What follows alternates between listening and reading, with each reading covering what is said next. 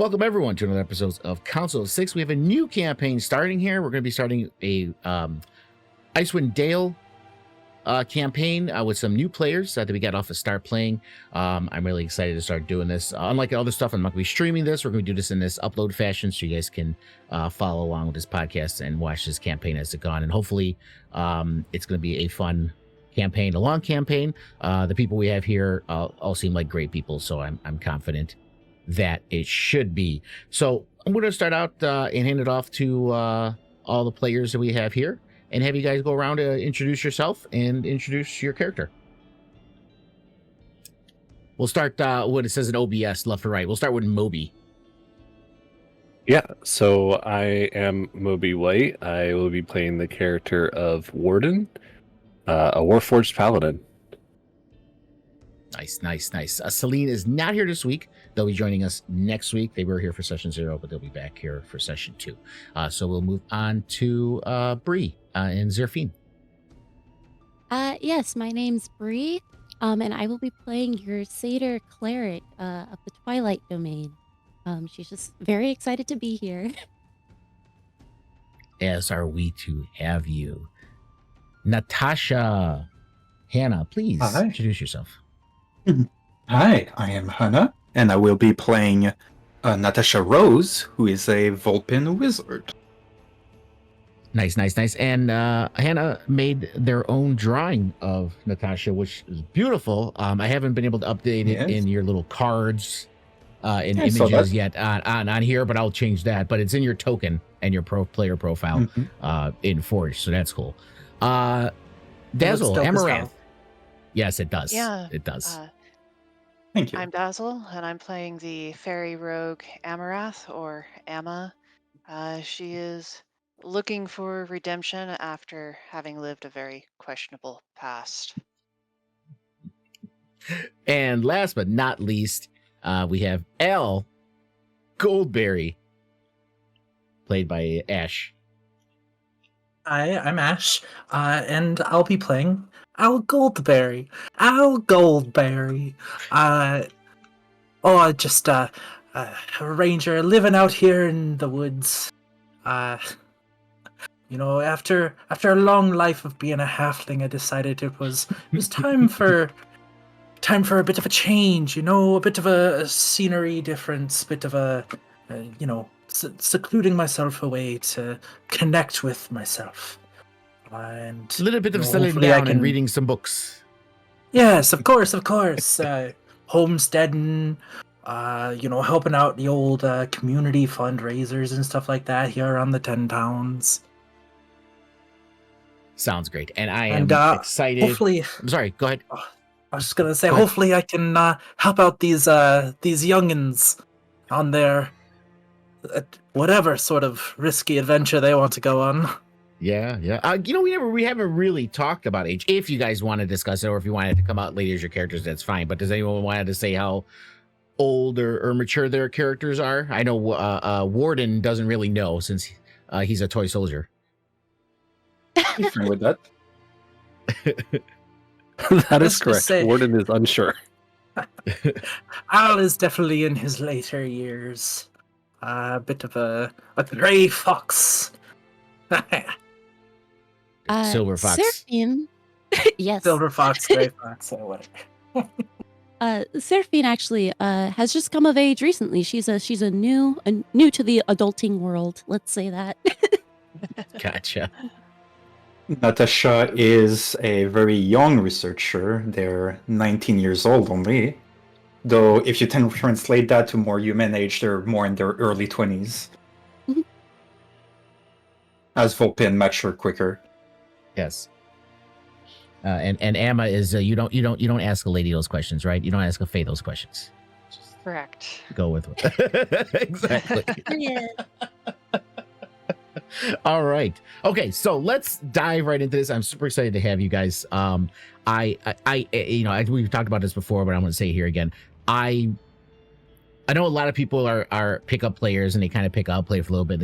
I really enjoy playing those campaigns from start to finish and building bonds with people as friends, as people, and the characters building bonds with them. And when I did my Rise of Tiamat campaign, the Tyranny of Dragons campaign, I didn't know any of them when we started. And by the end of it, 3 years later, it's like we went on this adventure together, and we built these bonds because of that. And I really enjoy that more than the gaming, mechanics. But I mean, that's fun too. But I enjoy the whole journey, if you will, that D&D offers when we play these kind of games. So that's what I'm looking forward to, and I hope I do a well enough job to keep you guys entertained and keep you guys here to continue with the campaign. So without any further ado, let's just dive right into this campaign. We got our little splash screen here, Icewind Dale. And we'll start with the opening here. Like the famous drow, Drizzt Do'Urden, many people who came to the Ten Towns are outcasts, fugitives, or pariahs in search of a place where they can be tolerated, if not accepted. Some came here determined to make their fortunes. Others came for solitude, or to escape notice and stay out of reach of the law in southern cities. Today, 400 years after the formation of the Ten Towns, most folk are here because they were born here, grew up here, and expected to die here. They're fishers, loggers, miners, hunters, trappers, furriers, and traders accustomed to the harsh climate, the slow pace, and the isolation. Like the hardy lichens and determined reindeer of the tundra, residents endure to do what's needed to survive. However, in recent years, life in the Dale has gone from hard to deadly. Icewind Dale has become trapped in a perpetual winter. Ferocious blizzards make their mountain paths through the spine of the world exceedingly treacherous, and this land has not felt the warmth of the sun for over 2 years. In fact, the sun no longer appears above the mountains, not even in what should be the height of summer. In this frozen tundra, darkness and bitter cold reign as king and queen. Most Dale residents blame Auriel, the Frost Maiden, the god of winter's wrath. The shimmering aura that weaves across the sky each night is said to be her doing, a potent spell that keeps the sun at bay. The drop-off in caravans coming from south and travel between settlements in this never-ending winter has left everyone feeling isolated. Although each town has resolved to appease the Frost Maiden with sacrifices of one kind or another, no respite from the winter's fury seems forthcoming. For adventurers such as yourselves, the Ten Towns is a place to test one's mettle and, in the spirit of heroes who have come before, leave one's mark on this frigid, blighted land. Which is now where we turn our attention to the city of Bryn Shander. So let me bring that up for you guys.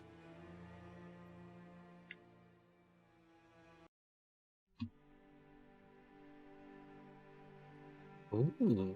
Oh. Okay, yeah, so we have Bryn Shander, a walled town perched atop a cold, lonely, wind-lashed hill. Bright lanterns suspended over narrow streets twist in the wind and add flecks of color to the town's otherwise drab surroundings. The friendliness in the settlement has dwindled of late. Auriel's unyielding winter has greatly reduced the number of visitors to Bryn Shander, and local trade is suffering for it, eating away at the local sense of humor and goodwill. Still, there is no safer place in Icewind Dale to spend coin or spend the night.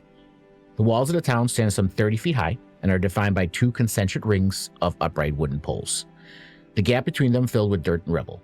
The outer ring of poles rises up above the top wall, providing a rampart for defenders stationed on the wood-planked walkway. The wall's hinged gates are 15 feet tall and can be barred from the inside with iron-banded wood beams. These gates are closed when it's dark outside, which is to say, more often than not. To give you an idea, there's a little calendar in the corner, so you guys, when I start the game, will run along. So it's the 6th of Hammer, 1489 DR, about 3:30 in the afternoon, which is where we turn our attention to the local tavern, a well-known tavern in Bryn Shander, the North Look. And it's just another gruesome day in the Ten Towns. Howling wind, bitter cold, foul tempers, and snow just big enough to bury a herd of moose. But today, the local tavern is abuzz with the news about a series of recent killings. Before their murders, the only question on everyone's mind was, will Summer ever return to Icewind Dale? Now the question is, will I be the killer's next victim? Nothing breeds fear and paranoia like a murderer with no face. 3 cold-blooded murders have been committed in the past month. A halfling trapper in East Haven, a human shipbuilder in Targos, and 3 days ago, a dwarf glassblower in Bryn Shander. Each victim was found with a dagger of ice through his heart. What's the connection, you may ask? The drunken lot of you huddled in a tavern offers no credible ideas, but sitting apart from you is an elderly shield dwarf with a nasty scar across her nose who looks like she has something worth knowing. She's been smoking her pipe and eyeing you ever since you walked in.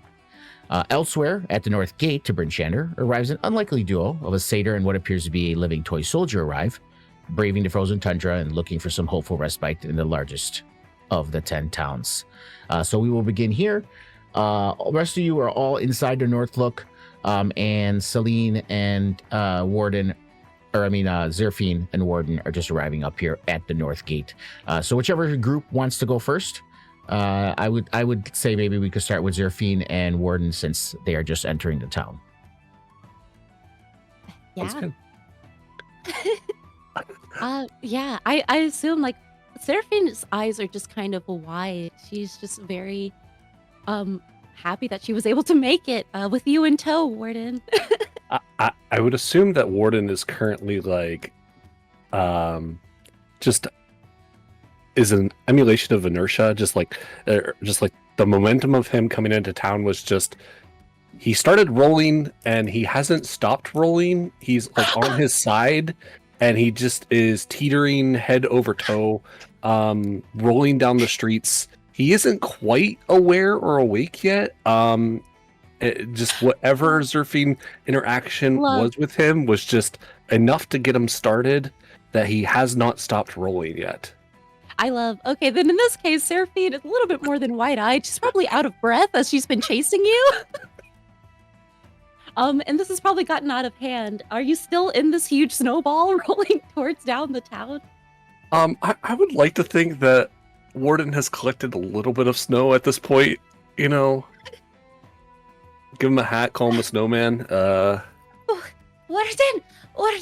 Okay, I think what are you? Can you hear me? Are you still in there? She's just kind of like examining the snowball, trying to see her small little Warforged frame.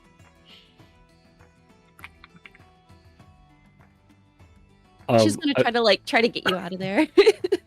I think with like a thump into a wall or like a building, he would just teeter totter like a weeble wobble and like finally come upright and sort of penguin walk for a moment, turn and look, and then just sort of like hunch over as all the power like just goes out. Oh no. And the gears on his back just stop turning and the key stops in place. Yeah, she kind of you see her ears just kind of fluff up, and as she remembers what she did the first time she found you, and she hurries up, kind of dusts some of the snow off of you, get it out of your arms and out of your legs, off of your helmet, and then she starts to crank up the little key in your back again. Warden has his sort of like bright eyes that just like sort of like reignite and like look, and very cheery, and with a smile just looks down at Zerfine and is like, hello, traveler. Are you my friend? Warden, we've done this before. I'm Seraphine. Right you are. I have that entered now. Zerfine. Correct. That is your name. 2 points for Zerfine. You got your name right. Come on. We have to get out of here. You're gonna collect more snow. And she's just gonna try to direct your energy towards the nearest warm place that we can get to. I'm not familiar with the town at all. I actually wouldn't know where I should go. Let me see. I hear, is there like a bunch of commotion probably coming down from here? Or is it Yeah, quiet? you can hear there's that what appears to be an inn, a lively inn. You see the signage out front here as well, and there's people coming in and out, and you do hear sounds coming from there, music. And the such as well. So this would appear quite eagerly that this is an inn, and you do see a sign sticking out that says the North Look North Tavern. North Look, yes, that's where we must go. Warden, this way.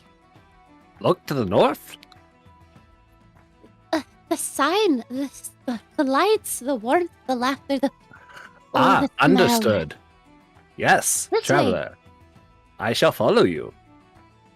She starts kind of scurrying through the snow, but just Um, still kind of like she- looking around and taking in the town. Yeah, and you can move your characters. You can grab it Oh. and just drag it to where you want to go.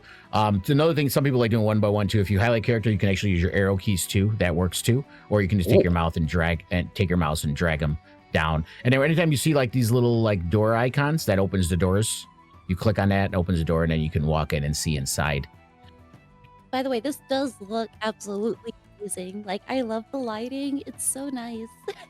Thank you. Hey, Okay. my As you friend. guys are walking up, you see a bundled up figure walks briskly up to you, and looks at you. You see it's seems to be a female half elf, kind of scholarly in appearance, and she kind of runs up to you and she's like, "Well met. You lot seem like you're looking for work or trouble. You wouldn't be standing around us cold otherwise. I was wondering if maybe you'd like to help me and maybe make some money in the meantime." Well met. And she just kind of looks at Warden. How does he react to her approaching?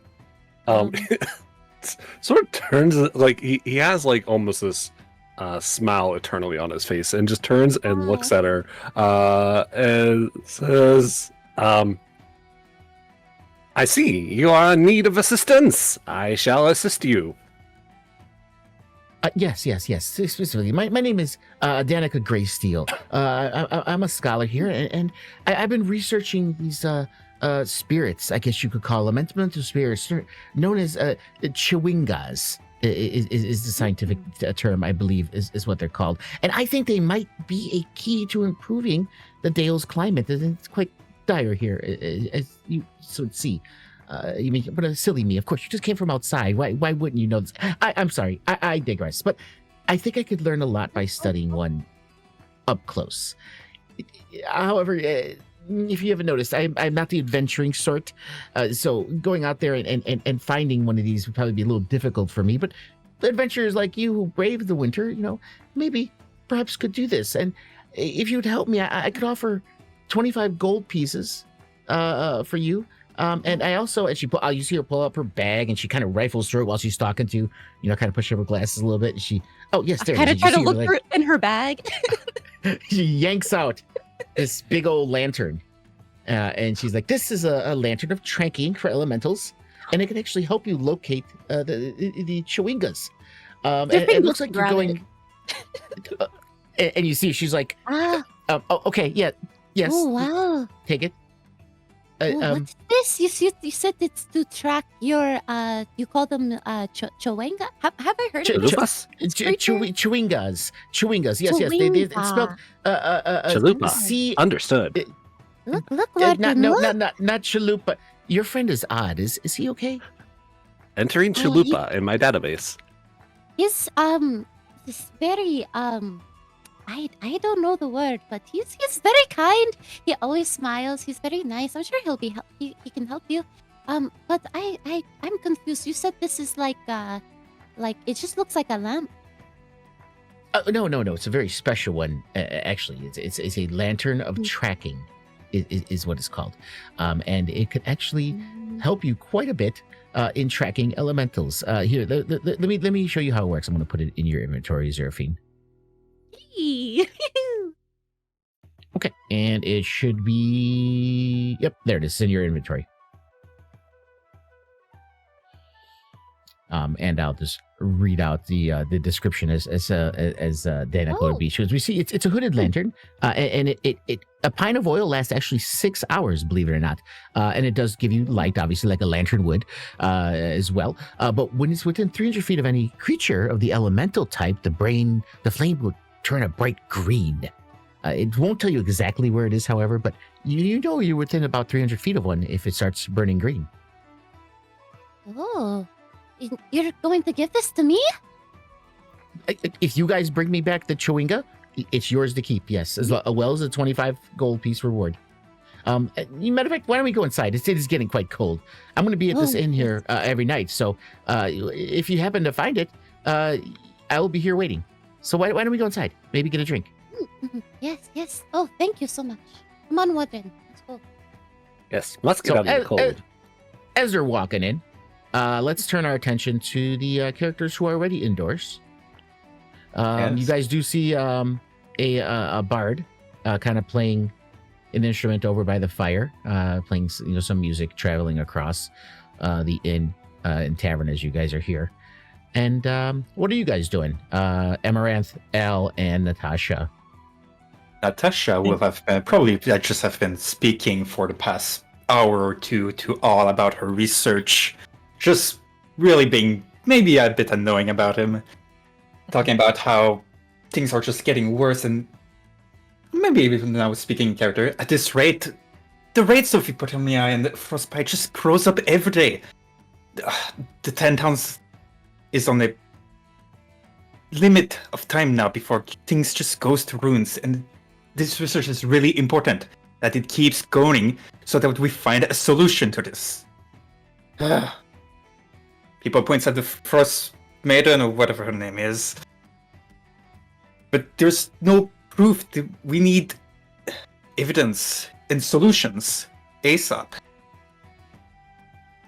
Around this Yeah. time, Emma, eavesdropping on this conversation between Natasha and Al, comes over and says, "Oh, sorry to interrupt." And she just kind of like flies over the table and gracefully lands, like standing up, kind of like tall, and then realizes that actually she's taller standing on the table than the others, and steps down and stands on the bench instead.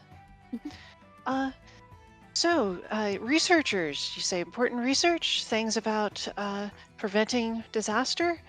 I could help. I have lots of experience with disasters. You do. Yes. Just tell me what you might need. Do you need someone to go out and conduct experiments with you or gather Well- intel? I'm very good at gathering intel. Yes, that'd be the kind of work that I need to be getting done, as I did have a research team with me, but they all went missing recently, and that's a little bit problematic. Can't do research without a research team. Yeah. I was just gonna say, during this time, Al, who was laboring over like this giant map of the area and the 10 towns with charcoal in their hand, is now very much sizing you up like, who is this? All of a sudden, you just want to come in and try to solve all of our problems? Suspicious. And he goes, oh, well, I mean, you sound very interested, but what's in it for you? Oh, I don't want to freeze to death in the cold, snowy north either. So if we can solve the problem, it would really be good for me, as I really need this to be my home. And I just care so much about this place. But Yes. tell me If you little bit- if you do not want to freeze to death, a solution must be found as soon as possible. Specifically with your delicate-looking wings, they don't seem that they'll do great if it gets any colder. Yes, that's true. I already have to kind of put on some special balm to keep the membranes from cracking. It's inconvenient. But more importantly, what kind of boss are you? Are you the kind who likes detailed reports? Are you more results oriented, where I just tell you what I find and you don't really ask questions as to how? Would be my first time being the boss if I were to take you as my apprentice here. I suppose I do prefer having a lot of notes, very detailed, about everything that you can find. The more information, the better, simply. Okay, so you care about the information. Yes, I Yes, can of I can course. make detailed notes. I have lots of experience with writing all sorts of documents. But you there, fellow, I didn't catch either of your names. I'm Amarath, or Amma to my friends. Well, hello, And- Emaret. My name is Natasha Rose, and I hope we can work together very well. Well met, Natasha. And Amarath on the bench makes a deep curtsy and stands up again and looks over at Natasha's companion. And you, sir? Yes, my name's, and then, like, it's gonna think about it for a second, and I guess, how much does Al know about the Fae? Because I'm, in his mind right now, he's like, oh, I should probably give this person a fake name. I don't want them selling it on the black market for any reason. Oh, my name's Dale. Nice to meet you. Oh. If he's Natasha lying, just since he's winks lying, at you. Al. can I insight check that? Especially since definitely. he Do made that. such a long pause before telling me. Yeah, it could be contested. So, Al, if you want to roll against it or just go against passive, that's fine. Yeah, I'll roll against it. My terrible deception. +0, baby. My Let's insight go. isn't good either. Beat a 4. Oh, that's funny. Oh, was I selected on you? Whoops. Yeah, if you go, you can do it either with the HUD above or your sheet. You can just click on deception, and it'll roll it. Yeah. Oh, you so know, you're Dale? you're staring at his smile, and it's just very charming. You know, Dale, you have a trustworthy face. I feel like we're going to be fast friends. Great. And then immediately going back to the map, because that's where they, like, actually feel proficient in and want to hide in that safe space. They're just like, all right, well, what do you know about this area? And just, like, makes a big circle out of charcoal on the map. And you can see, like, dotted lines of where Natasha and Al had traveled before this, and like a big X around the area where Natasha lost their old research party. A little Okay. functional information before you guys continue. I just want to let you guys know, if you see that little banner here on the bar, if you see that little that white sign right there, if you click that, there's actually a shop, and you could buy stuff there. In there. And as we get quests along the way, in the menu on the left side of your screen, you see that little gold banner. Looks like a little gold banner in one of the icons. If you click on that, it's journal notes, and you'll see it should either pop up on its own, or if it's not, there's a little button that says toggle objectives, and that shows you your current quest. So like the quest that's in there right now is the nature spirits, which is the one that Seraphine and Warden got speaking to Danica. So as you get more, they're going to be in there, so you'll be able to track it in there as well. And at just about every inn or tavern you go to, there'll be one of those little banner signs to where you could buy drinks or do that. And if you notice in the character sheet, under hit dice, there's a little bar that says inebriation points. So depending on what you drink, you can get inebriation points, and there's effects depending on what you drink too, that will be added to your character as you drink it. Thank you, because I was rapidly taking notes. So was I. I was like, oh, I will remind you all if you need to. 25 That's not a problem. And yes, hand it back to you guys. I'll continue. No, I'm assuming the area you circled is kind of just out in the middle of the frozen wastes. It's not like near a town or anything, right?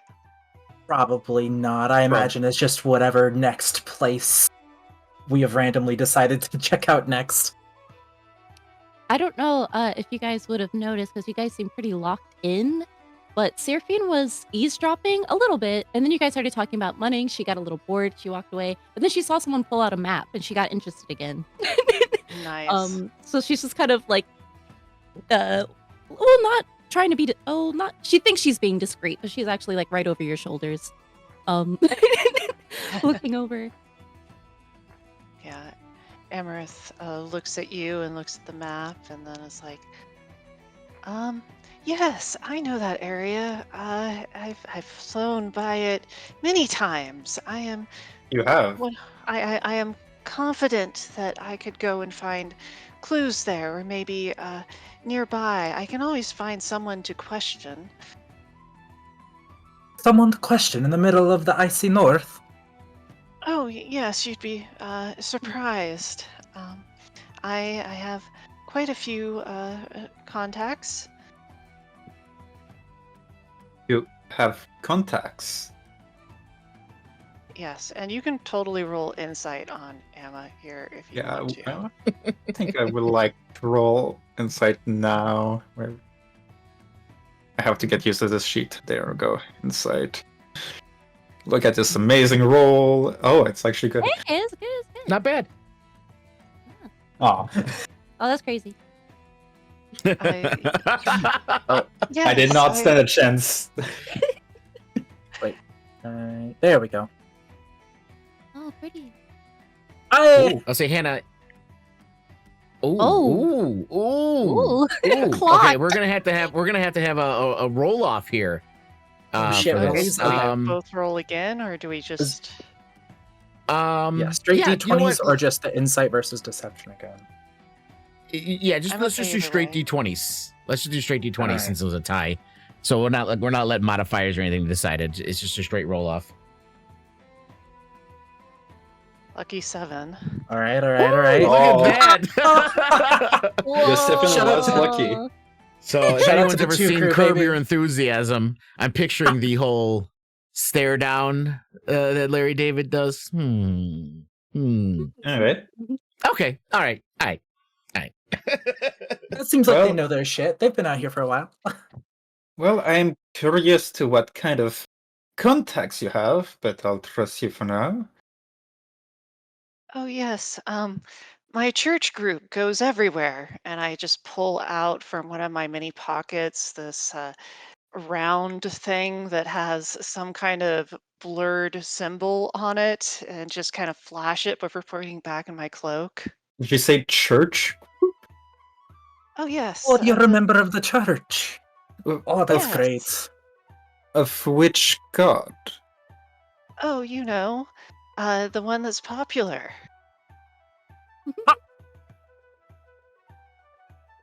Oh, Lawrence. I'm sure you've heard of them. Everyone's heard of them. yes. I'll be honest, I haven't, but I also haven't heard of most gods, so... Around this time is when you guys notice this strange duo kind of walk in, a satyr and what appears to be a walking, talking toy soldier with a giant wind-up key on his back. As they kind of walk in, and I believe Zerfine says she's kind of was peeking over their shoulder as they're talking. Yeah, I was, and then I would want to go report back to Warden what I heard. So yeah, I There guess she yeah. At goes. this point, you see me just kind of like whispering to Warden, like, so they have this map and they're talking about like some kind of like research or something similar to the halfling lady we just met, but no, there seemed like there's some kind of like group or something. But they didn't mention anything about Joanga, so I don't know if they can help us. But that's Yeah. one of them. She's coming over here. That's one. Yes. Friends, Yes. I see. Hi. Well Well met. met. I couldn't help but notice that you were listening in on us. Are you researchers too? You look very hardy, taking a look at Warden and his toy soldier body. And it's like, you stand up to the cold. Well, right? Right? You could help explore very cold areas, perhaps? Yes. Oh, what's this then? Looks at the key that's, on your back. And it's like, this looks important. Very Can I wind it a little bit? Yes. Oh, what fun! And Amaranth just comes over and starts winding up Warden. It's like, these clicks feel very sturdy. You seem to be very well maintained. He's Amaranth's figure Yeah. toy. Whoa. Too much. Oh, sorry. It was just so Just starts fun. walking off. Should we join them all? As you guys are talking, Danica does hand Zerfine and Warden a mug of ale Here, drinks as promised. And she looks over at the ferry. Oh, is this one of your friends? Ah, yes. She is our friend now. What is your name? I'm sorry. My I name am is Seraphine. Nice to meet you, Zerfine. I am. You can call me Emma. Emma. Yes. Emma Uh, and Warden. Warden. Okay. I am I a will warden of the remember north. that. Danica's kind of looking at you, Emma. She's like picking her glasses up, looking at you up and down. Quite tiny, too. Almost the same size as Chewingas. Chewingas might be a little smaller than fairies, though, but she pulls out a notebook and starts writing it. Very intriguing. She might be of use finding these Chewingas because she could look at them eye to eye. It's amazing. Yeah, and she Oh. kind of mumbles off as she's writing. I take both of the beers. Well, excellent. You're looking for someone. We're looking for help with exploring the area for some missing researchers. I think that this calls for a team up, don't you? And now I offered 25 gold pieces to help, but that was for everybody, not each. Just so you know, scholar salaries are not that high. Seraphine begins to down one of the drinks. Well, bakers can't be choosers, right? So I'm fine with splitting that bounty if you are. And then I'm trying to wave over Natasha and Yeah, Dale. Natasha will have snap her fingers, and a hat with wings will have appear on the table, and she will have told it, "Look at the drinks, and then come over." Actually, Al will grab Natasha right before they leave. Oh, 1 minute before you go. Keep an Oh, eye out around that. That's the small one who came here before. You know, she seems like a pretty uptight clergywoman, but well, I've heard about these Fae types. You know, don't go giving your true name around them. I'll be honest, I panicked when they came over here and just said Dale because it was the first word. We're literally in Icewind Dale right now. Well, I suppose we'll just have to call you Dale from now on. But what I'm saying is just be careful. As you're talking to them, all of a sudden, above the hearth, over the fireplace over here, there's a stuffed and mounted plaque that has a battle-scarred knucklehead trout, and there's a sign under it that says "Old Bitey," and you kind of see it just sitting over the thing, and all of a sudden, the head turns, and the mouth starts moving, and you hear, "Oh, there's a place I'd like to go, farther up the river's flow. Where it is, I do not know. Must be under all that snow." And then the head turns back again. All hear this? Yeah, it was quite loud. Al Everyone fucking would have heard it. screams. Oh, okay. Seraphine is Terrifying. Al like jumps out of their chair in shock. Like, oh my god! It scared the accent out of me for a moment. Now calm down, Dale. This is probably just an enchanted catch that has been enchanted to repeat that over and over again. I hate those.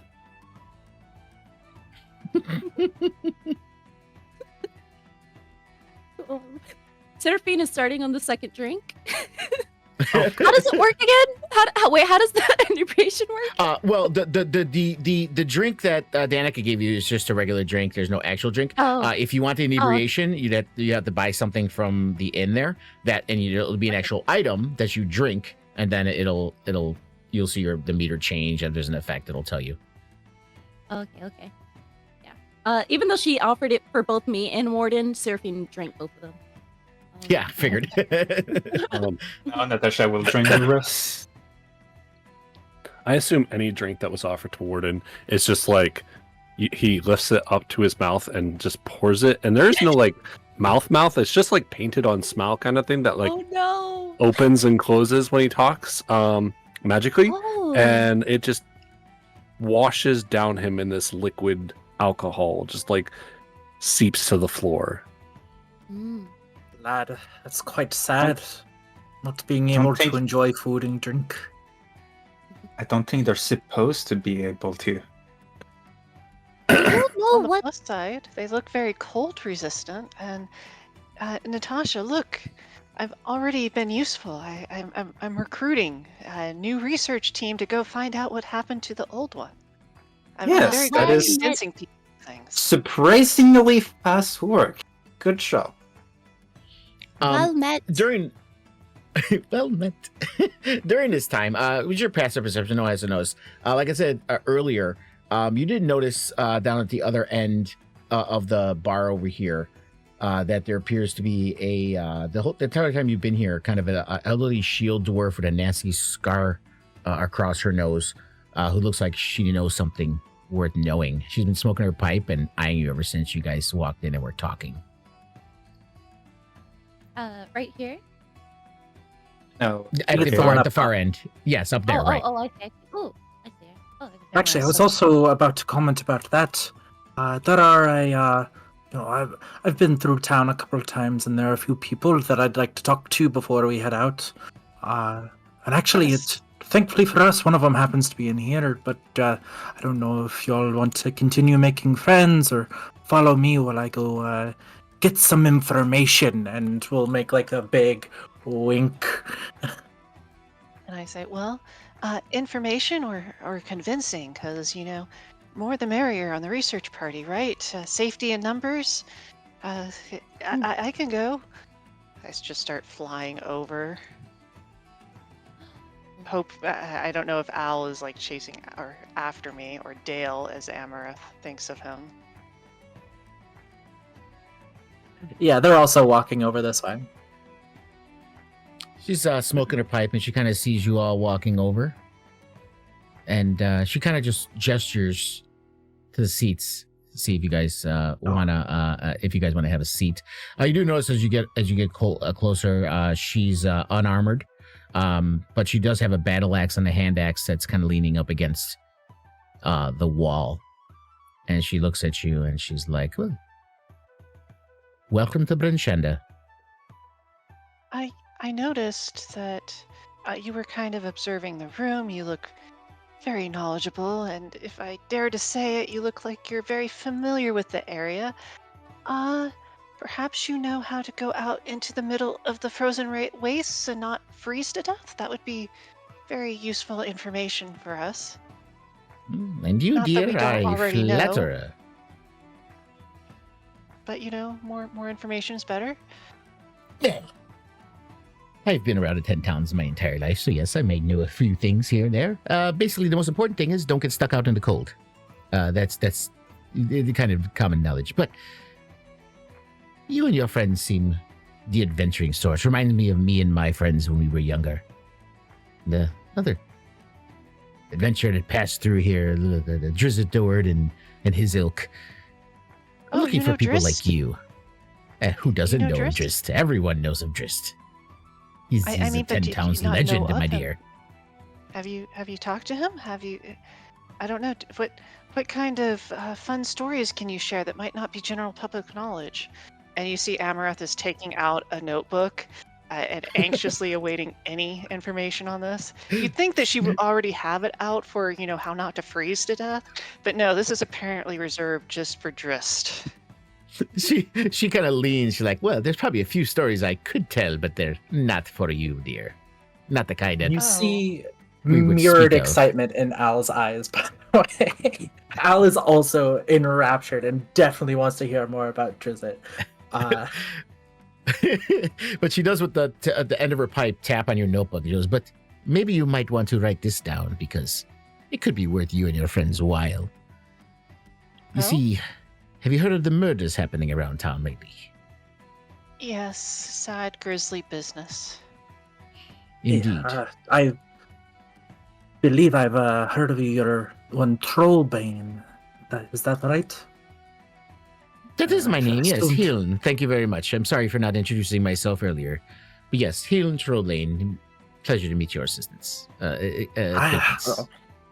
I've no rumors of your prolificness around this area, and even with these murders, was hoping that maybe you'd know some information. Well, I do, and that's exactly what I wanted to speak to you all about. And she kind of looks over. Are your friends going to come? They might want to hear this too. Amaranth Ah. starts like gesturing wildly at the rest of the group. Oh, she's making I like think a she's- sign, a signal. Yes. It's some kind of signal. Can I roll She's asking performance us for to this? come. I want to see how graceful / dorky I look. Is that okay, Lunga? I'm sorry, I was muted. I just realized I was muted. Yes, go ahead. Definitely roll performance. I was moving Celine over. She's going to kind of be playing her instrument over here and listening in, I suppose. Oh, I got very excited and distracted about Drist Yeah. and everything else, and I'm like jerking around. I look like a little bit of a crazy person right now. I think she needs our help. At least I'll go help her. Warden, I think we're making more friends. I'm not sure. Yes, what yes. Yes, Dale and I have been talking to this helpful lady, and she said that she had information that might help all of us. She Amazing. looks over- More like wonderful adventurer. she looks over at She's Al. like a- She's like, Dale, you named yourself after our area. Oh, freezes. Yeah, that's right. That's definitely the born given name. Yes, that's indeed. Can I like just take a natural one on this deception check? yeah. I was gonna roll. Hill was gonna roll regardless. But yeah, you can choose to fail it if you want to. Yes, to choose to yes. fail. So she kind of looks at you and winks. She's like, "Of course, dear. Of course, of course." And she looks Would at like you. to believe him. An odd lot, but what I've learned over my years is the odd lots are usually the strongest lots. And she kind of leans forwards and she kind of looks around to make sure no one's listening in. Doesn't notice Celine though, because she's the bard. But she's like, all right, well, this is what I know. I've been kind of tracking down what's been going on, and I do have a suspect, and one and only suspect, matter of fact. It's a man named Suffolk Keltro. Suffolk works for a No. small. Oh, I'm sorry. Suffolk works for a Gonna say, small never heard of traveling him. merchant company. Oh, yes. Well, he works for a small traveling merchant company called Torgs. You may have heard of Torg if you've been in the 10 towns long enough. Owned and operated by a shady dwarf named Torgar Icewind. In other words, Suffolk gets around. He's charming, makes friends easily. He's also Torga's bodyguard, so I'm guessing he's good with the blade. His victims come from the only 3 towns that sacrifice people to the Frost Maiden on nights of the new moon. This is what passes for civilized behavior in Icewind Dale. Maybe the victims found a way to keep their names out of the drawings, and Suffolk found out they were cheating, so he killed them. Maybe, just maybe, Suffolk is doing the Frost Maiden's work. At any rate, I followed Torgs for a 10-day as it moved from town to town. Quite a devious little enterprise, I must say, but that's not my concern. But what struck me is how comfortable Suffolk Keltro looked in this weather. No coat, no scarf, no gloves. It was like the cold couldn't touch him. Kiss of the Frost Maiden indeed. This is what I offer you. I will pay you 100 gold pieces to apprehend Suffolk Keltro, ascertain his guilt, and deal with him if you need to. Preferably without involving the authorities. When the job is done, return to me with proof and you can collect your money. What say you? Why do you not want the authorities to be involved? If you've been in the Dale as long as I have, you know that sometimes the authorities are not authorities at all, but rather informants for people that want to know things that they don't necessarily need to know. Fair enough. I'm with Trollbane on this one. I ain't turning to the authorities for anything. Noted, group does not trust authorities. Writes that in her notebook. And meanwhile, Serafine, don't trust authorities? Question mark? Okay. Now, I haven't seen Torgs for a few days, so I'm not sure exactly which town they're in, but perhaps there's enough people around. If you ask around, maybe somebody might have known where the caravan is headed last.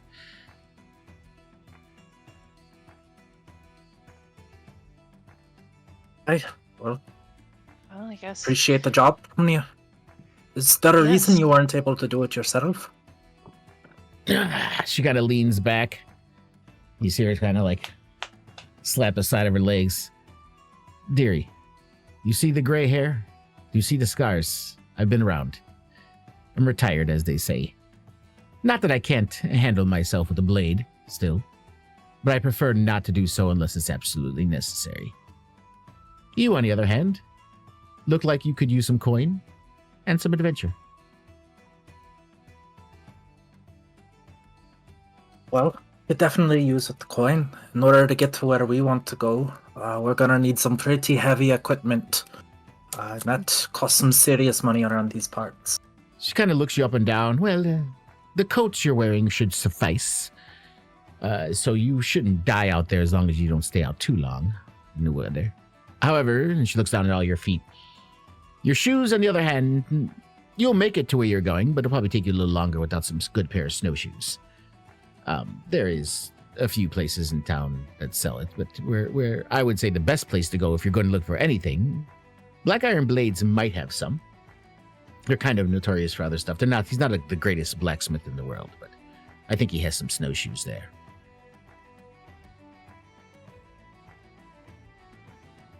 Yes, Well, I should probably get some just in case too. It is very aerobically intensive to fly for hours on end. But tell me, you keep your gold quite secure? I wouldn't want to have to come back here having done all the work and find that you've been robbed. She kind of looks at you. and keep your hands where I can see them, dearie. I've been around long enough. Trust me, no one's going to rob from me. You're very scary. I like you. She just gives you a wink and takes a puff of her pipe. You said Yeah. you were also offering like a adventure. This sounds kind of I don't know. It seems like you guys are like a bit timid. Like maybe this might be like dangerous. Is this dangerous? This seems dangerous. Just breathing in Icewind Dale the last few years is dangerous, dear. Yes, but this man, this human man, yes. Suffolk? I'm not going to lie to you. He seems like he can handle himself. Yes, it could be quite dangerous, but as she Oh. looks you all up and down, I think you can handle it. Well, there's Or more are you than frightened? more of us than him. No, I'm excited. I'm happy to help. Yes. Then it is settled. And one more thing, actually, one quick question. You said that they all had shards of ice sticking out of them? Like, is this some sort of magic user, or Suffolk? something I don't else? know. There's something around him. I'm not quite sure what it is. But you said the cold doesn't. seem Some to kind of affect him as enchantment. much. Exactly, yes. He's not wearing a coat Hmm. or scarf or anything like that. So the cold seems to not hurt him as it would anyone else. So perhaps there seems to be some Oh. kind of enchantment around him. So I would not say he is your normal man, no. But exactly what it is, I can't be certain. That would be Oh, we must problematic with my find out. magic. Oh, and I guess another thing to notice, other than not wearing the coat and the weather and not bothering him, one thing that you might notice, his sword looks a little different than the rest. It looks like it's almost made of ice, if you will. That makes him stand apart from others. But Hmm. he won't be that hard to find. If you find Torga, you'll see Suffolk. He stays at her side the entire time she's out until it's time to go to bed, and then he does God knows what. Aye, well, thank you for your time and information. Hold your thanks until you make it back alive. Then we'll have a round. We will make it back alive. It's not just one person that will stop me. Or, well, us, I shall say.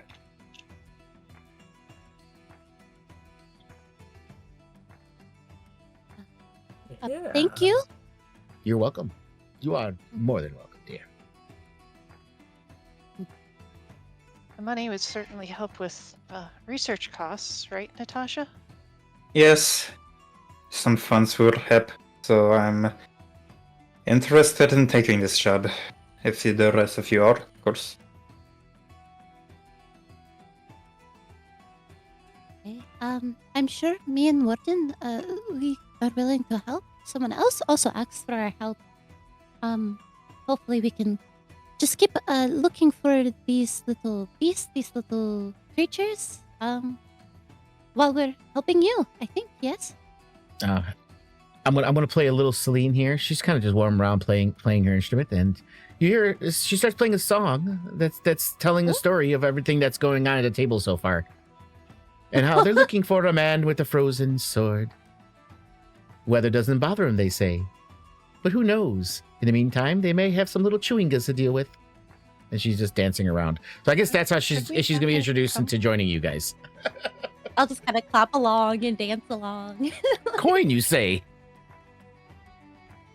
Yes, she seems like she knows so much about what we're doing. Shouldn't we take her along for security of information or something, or invite her No. to join? Are they But yes, with capable of music- defending themselves?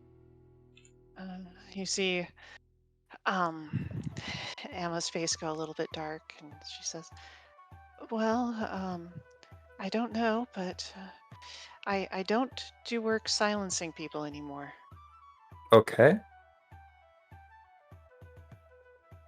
So I guess we just let her be, even though she seems to have eavesdropped on everything we were saying. I mean, I feel like this is not a good way to keep a low profile in this town, and this job does pay quite a lot. But Yes. But you seem so fun. Well, She just continues to play. wouldn't it be easier for us to have more people versus? I mean, it's already one man versus 1, 2, 3, 4, 5. Of course, the more the merrier. I was just asking if they're capable of defending themselves. We wouldn't want to have. This is not.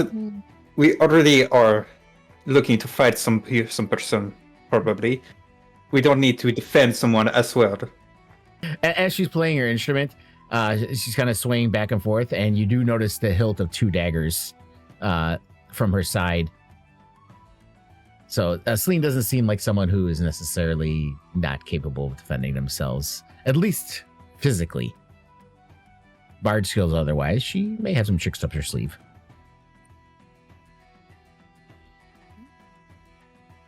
Not want to refuse more help. Yeah, Emma flies up in her face and is like, "Hi there. I'm Emma, and I think you know our group. You are singing quite loudly about all the things that we're trying to do not loudly. Tell me, do you want to join our group? And then you can have even more material to use for your songwriting, but after everything is done and not while it's ongoing." You see her she's holding a cup off to her side, and she kind of rattles it. You hear like 1 copper piece in there. She's like, "Not like anyone here is offering me much coin to begin with." She said the last part kind of loudly, "For the beautiful music I am providing. I got nothing better to do." Okay, excellent. Come join the group. We're apparently going to get paid. Hopefully, the dwarf lady is also going to pay you 100 gold as well for this dangerous mission that she's sending us on. It's 100 gold for the group, dear. Oh, well, either way, more the merrier. Safety in numbers. We don't want to die. You're happy to come along, right? More songwriting material. She nods. Sorry, I don't know how Yeah. Celine is gonna be played, so I don't want to Yeah. add stuff to canon. Yeah, that's fine. Just in general, Seraphine's just excited she's here, but she's not Yes. gonna like interact too much. Mm-mm. Yeah, Emma lights up and smiles, and any dark cloud that was lingering on her face is gone, and she flies back to the group and says, "Okay, yes, we have more. I guess I'm the recruitment officer of the group. Is that okay, Natasha, if I give myself that job title? It will maybe help me on my resume later?" She just nods and shrugs at the same time. Excellent, excellent. Well met. All right. Well, Yes, well- so you guys have a few things. You did say keep a lookout for chewingas, which the lantern will help you with if you're in your area. That's kind of one of those quests there. The lantern will let you know if they're around. You can't really look for them, but the lantern will. If it says it's glowing green, then you know there's something around. You also have, let me put this quest in your log as well with Hiln. You also have the quest here that's called a cold-hearted killer to find Suffolk. And Hiln did mention you can ask around to see where the caravan is headed next, because she doesn't necessarily know that. There's also Black Iron Blades where you can buy snowshoes at once you're ready to leave as well. So you could ask around the inn or go around other places if you're looking to ask people around, or you can head to Black Iron Blades to buy snowshoes. Up to you guys, whatever you want to do next. Yeah. I think I would go to the Black Iron Blades, just trying to cross. I was trying to cross some things just off their to-do list right now, so. Ooh. Should we split up or should? Yes, let's split up the party in the first session, guys. Perfect. What a wonderful idea. Yeah. I guess we can go straight to getting our supplies. Do we Mhm. know if there's a chance anybody in here would know anything? You'd have to ask around. Mm. It would Surfing be would- it would be done as perception, I believe. I have it written down here. Give me. She open that back definitely, up again. Surfing would definitely want to start at least just mingling with everybody in here, if not also asking. Yeah. Oh, by the way, do you know what this their caravan is going next? I don't know. Torga something. Oh, by the way, I yeah. love your hair. Like, just very in everybody's space, like just going to table. She's gonna do Yeah. that. So if you guys take about an hour here, we can go down the row one at a time. Give me a investigation check. We'll start with Zerfine since she was already asking around. So we'll say an hour's pass of talking. Give me a investigation. Great. Not this. Oh wow! Oh my god! Ooh, nice one. Nice. That's amazing! Oh my god, almost natural 20. Yes. Yes. So as you're kind of talking around, most people are, you're asking around and they're kind of shrugging their shoulders. Some people are drinking, they don't even want to be bothered. But a few of them seem nice enough and they're like, no, I don't know. I'm not sure. I heard Kier Koenig one day, but I don't know where they're headed now at all. I am unsure. And then at this table over here, you do see a dwarf sitting at the table. And he kind of looks at you as you're asking questions and he kind of waves you over. And At this table? Pull up his yes, this table here. Middle-aged dwarf, kind of sitting there drinking, and he smiles at you as you ask around. He's like, "Well, what do we have here? You lot look colder than a yeti's backside. Come sit down." Yes. Of course, yes. And I just go ahead and sit between them. Yeah. As you're sitting down, immediately you see him stick out a stubby hand and right to you, like almost right in front of your face. Otto Blackgrip's the name. Once cracked the frost giant's knee with this very mug. And he thumps the mug proudly on the table. Swear on Moradin's beard. His hand's just hanging out there. Oh, Can I roll insight on that? Surfing believes him. She's gonna go ahead and grab his hand and shake it. Okay, and he shakes and and he's squeezing pretty tightly as he's shaking it. So You see what all- brings a all over me. Go- shaking you left and right? Jingle. What brings a fine company like yours into the North Look? You're either brave, stupid, or desperate. Maybe all three, which means you're my kind of people. Oh, well, I don't know about that. I don't know about brave, stupid, desperate, possibly, but aren't we all? Time's a calling, but no, I'm here with my new friends. As you can see, we have been spending some time here. We're looking for a caravan.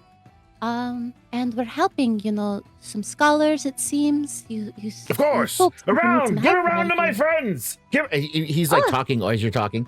Get around for my friends. They're all my friends. And she waves them all to come sit down, and he orders just a round of, some regular ale for all you guys. Friends! I'm I made a sorry, you new were saying.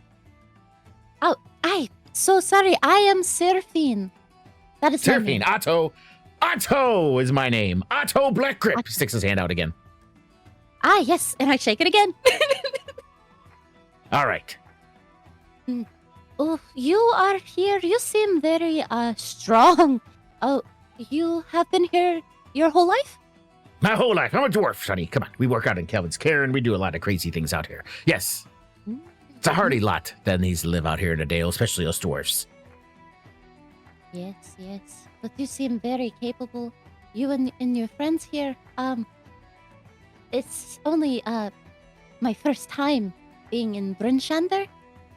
You guys are very welcoming people. Oh, Brunshander's the biggest city in the 10 towns. Yes, a lot of people pass through here. Pretty nice city, I would say. There's some that are not so nice, but Brunshander's pretty accepting.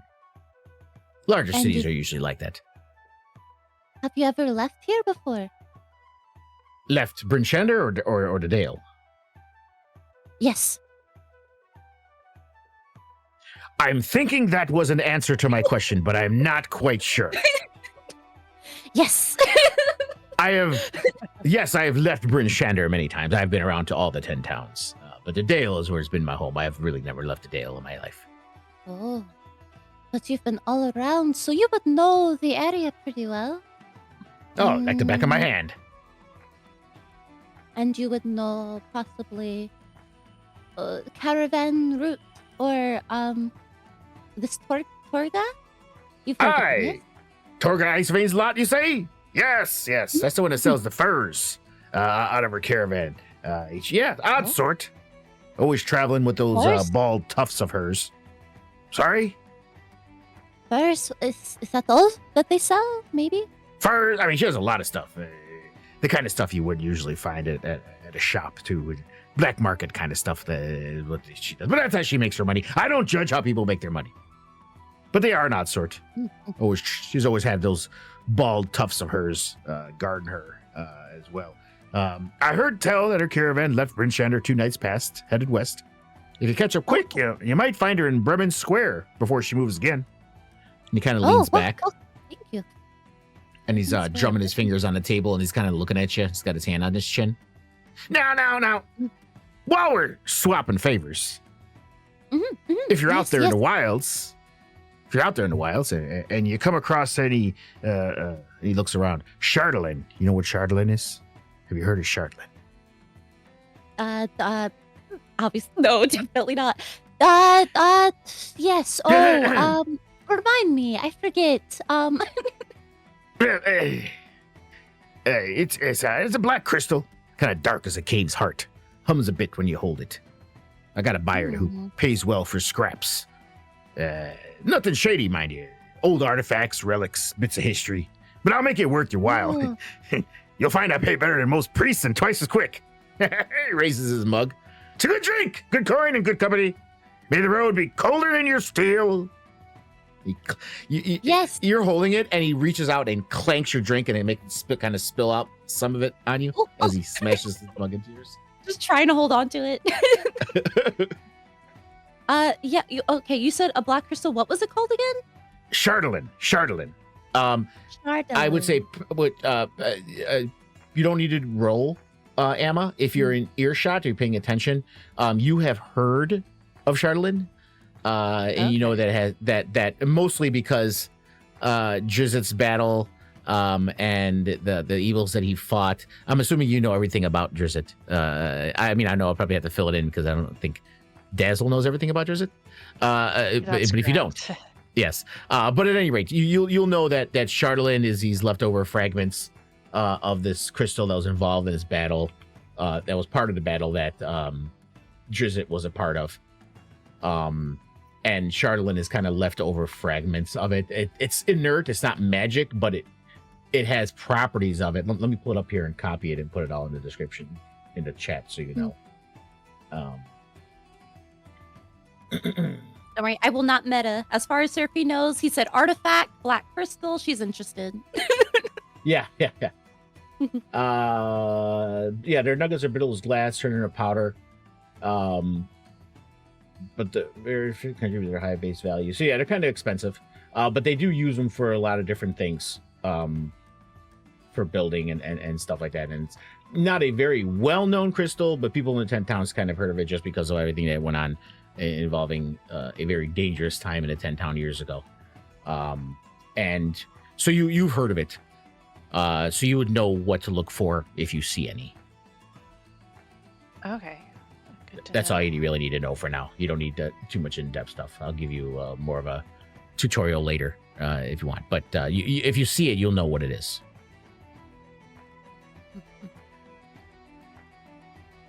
Yeah, the battle you're referencing, that's from the Icewind Dale trilogy, I believe. I read it, but a long time ago.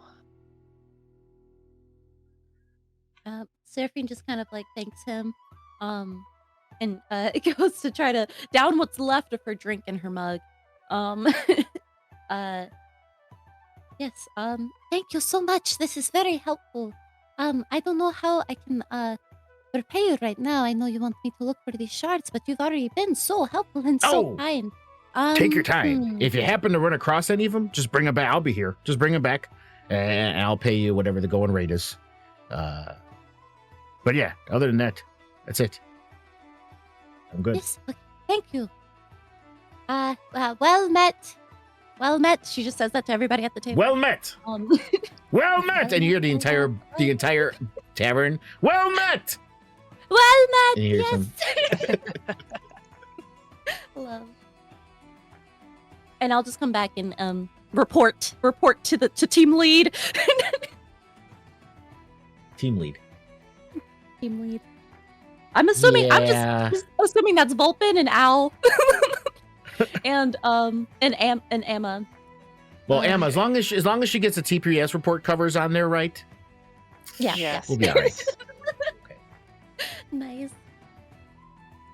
You know, Emma has never done them before, but so long as she gets to see one, she has her forgery kit handy to make sure that they are all up to snuff, whether real or not.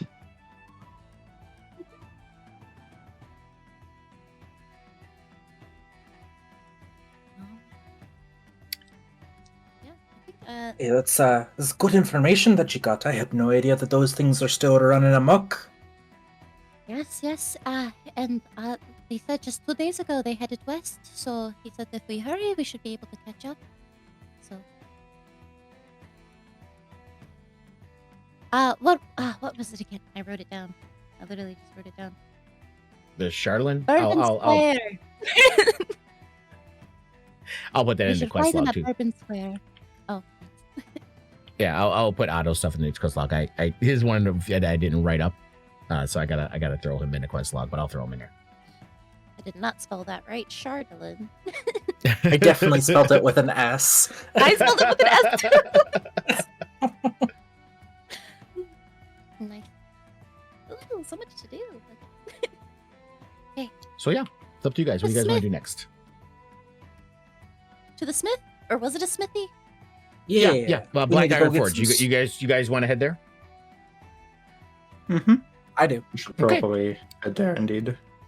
Alrighty. Well, Let me pull that map up.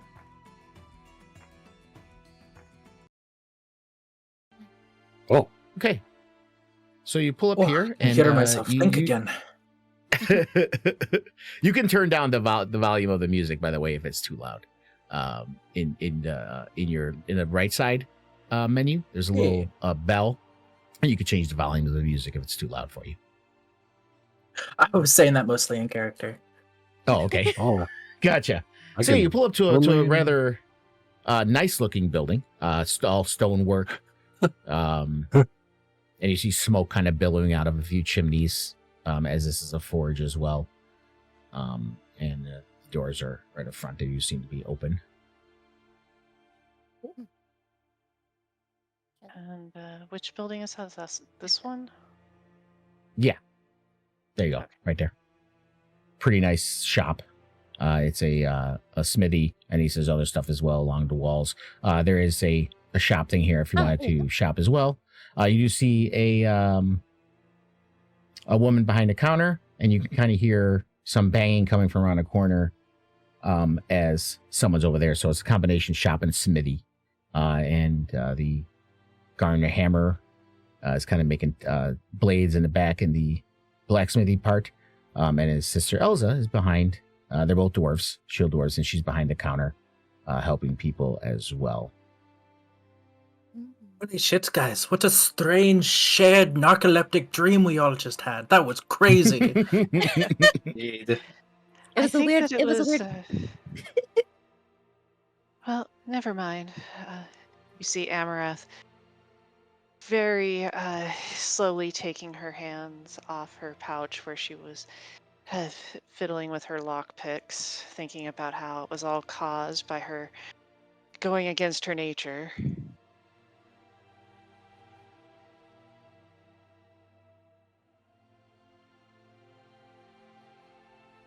Excuse me, you are the proprietor of this fine establishment? I asked. Why, yes. I'm assuming that means, by the way, that you didn't try to take anything. You kept your hands to yourself, is what you're saying? Correct. Like, Okay. Amarath was keeping her hands to herself, then was transported in a fever dream to a strange place. Wondered if it was some kind of sign. Yes, of course. See, me and my brother are owners of this fine establishment. Yes, we do. We supply with most of the best made blades in town, and also the cheapest in the 10 towns.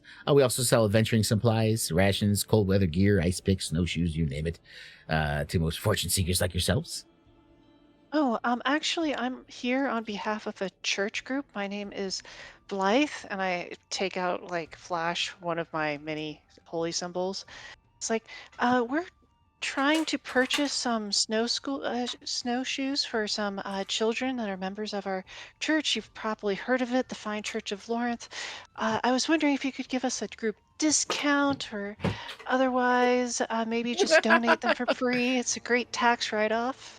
Yeah. Oh yes, definitely give me a persuasion. Persuasion, not deception? Yes. Okay. I mean, well, if you want to do deception, you can. You can do deception if you're trying to just lie to her. We sure are lying. But the deception will be more or less on why, for her to believe your story. But if you wanted to give you a discount, that would be persuasion. Okay, persuasion then. If you do good enough on it, I would say if you want to do the deception, that'll give you advantage on the persuasion. Okay, we'll see. We'll see. I'll Okay. try deception. Oh, that's not good. Oh, great. As you're pulling it out, she smiles, and you see her pull out her own medallion. Well, you see, dear, around here we like Aminater, the Morning Lord. We have our own little temple here in town. But again, we welcoming to all faiths and creeds here for the right price. But we are the cheapest in the 10 towns. You can't find anywhere cheaper than us. I'm not going to lie to you. Okay, well, thank you for your consideration. Church funds are stretched thin, but we'll make do somehow. Yes, we'll make do. So what were you Reads looking the for? Is counter anything in particular? dejectedly. Oh, snowshoes. Oh, we have quite a stock of snowshoes here. That shouldn't be a problem at all. If you look in the menu, you can buy them there. They're 2 gold pieces per pair. But can we get a group discount? There are quite a few of us here. How many snowshoes do we need altogether? 6 pairs, and my 6 feet are quite pairs? small. Natasha will look at Warden and look at his shoes I know. or his feet. I know. Okay, just because Tiny, you said tiny feet. your he feet wear- are small, that's going to give you a little extra. I that was hilarious. She would say, okay, well, I can knock off 2. Give you buy 5, get 1 pair free. So that'll be 10 gold pieces. And yes, just because your feet are a little small, we'll call it even at 9 gold pieces for all 6 pairs. How's about that? Ooh, I look at the I group will get wondering some. if they're happy with us. Think that's a good enough discount. That is very generous. Thank you very much. We'll take it. Oh, I'll pitch in my 2 gold. I'll pitch in 2 gold. I'll pitch Oh. in a gold. Guess I'll pitch in Nice. 2 gold. You all have gold. How much do we need? Okay. 9. So far, I think we've pitched in 7 gold. Oh, good. I do have gold. Yay. We need 7 more gold? No, we've pitched in Oh. 7 gold. We need 2 more. Oh, I'll pitch in Yeah. 2 gold. That's fine. It's 9 altogether, and don't buy it from the shop because since you guys, I'm giving you a special price. I'll just drop them in your inventory. Just drop however each of you are contributing. Just drop that from your gold in your inventory. Just take it out of your inventory for gold, and then I'll give it to all you. So between all of you, you came up with 9. Yes. Yep. Okay. Oh. Snowshoes for Al. Snowshoes for Zeraphine. Snowshoes for Natasha. Snowshoes for Amaranth. Snowshoes for It's Warden. hard. I have to Oh, admit, it's hard. And to play a character Celine. that does not care about gold. It's hard. It's real Okay. hard because I'm haggling. I'm like, I don't want to spend anything. But she does not care. Seraphine is like, take my gold. You're offering gold. I don't care. But yeah, there you go. So you guys have snowshoes all in your inventory. Just drop the appropriate gold to however each one contributed. And you guys are all set. She kind of packs them all up. She goes, would you like a bag for all of this? I can wrap it all up for you. I've got space for me on. I have a space in my bag, but bless you, dear. Okay, well, that's much appreciated. I'm so glad you guys came in here. We can always love to see new faces in the 10 towns. And she does kind of reach up and she puts a plate of cookies on the table on the counter. She's like, please, go ahead, take these fresh baked cookies that I make as well. Yes, I will grab a Nice. couple. Amaranth Maybe- will just first examine them. Like, she doesn't really think they're necessarily like poisoned. It's just more like habit. Yeah, you can go ahead if you want to do an investigation or perception. You can do either or. Sure, I can do investigation. You're rolling that. Al is jumping at the bit for cookies. Like, they have not had the best day so far, and then seeing this, you see a smile light up on their faces. They go, "Oh, don't mind if I do. Thank you very much." Yeah, they look perfectly fine. They're almond cookies. Maybe a little dry, but they're not. There's nothing wrong with them. They seem perfectly edible. Okay, I definitely take some and say thank you so much. Of course, dear, and always, spread the word. Tell everyone know about Black Iron Blades. Cheapest blades in town. My brother there makes every single last bit. And you see him literally Yes. mass producing blades, and he's quenching some, and you hear cracking as he quenches a few, and he kind of just puts it off to the side and does another one, and cracks. Puts it off to the side.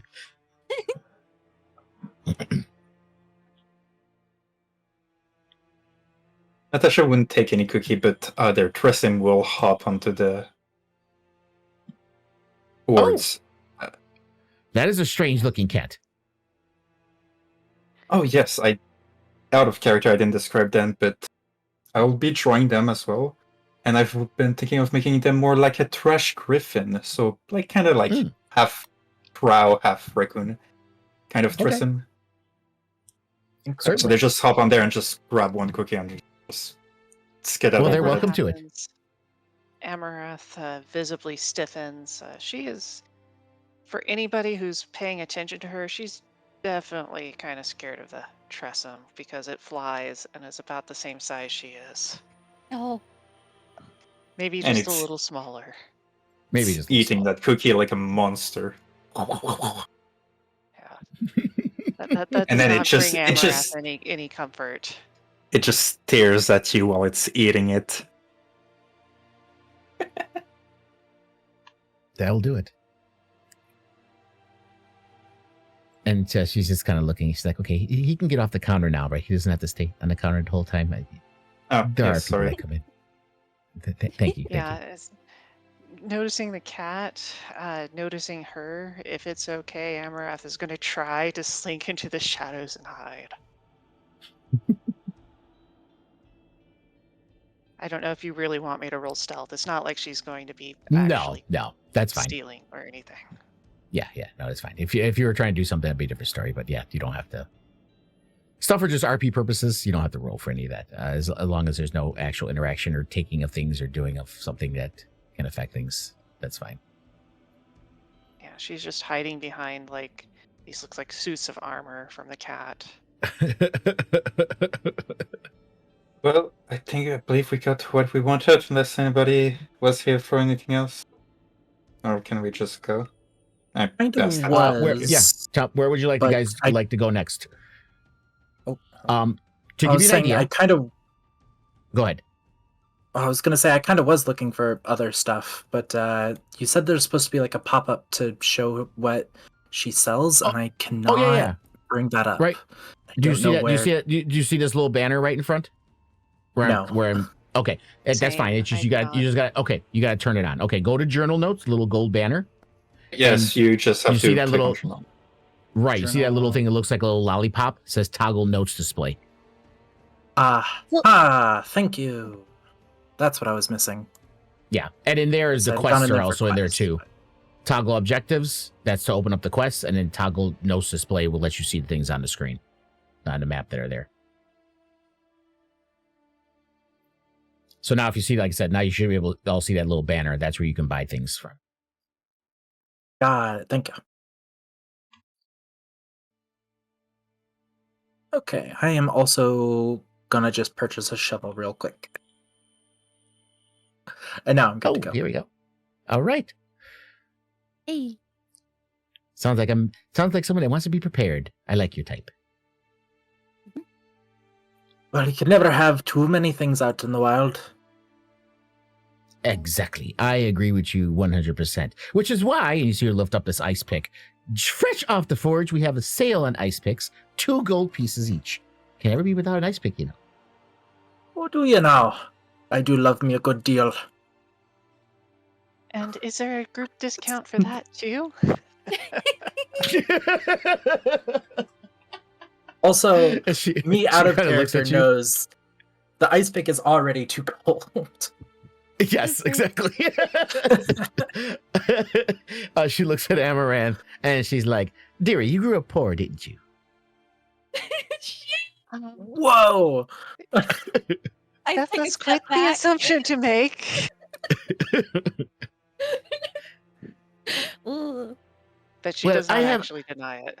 I know I may not look, and she kind of like, she shows her finger. I know I may not appear like it, but I have 12 children, dearie, 12 mouths to feed.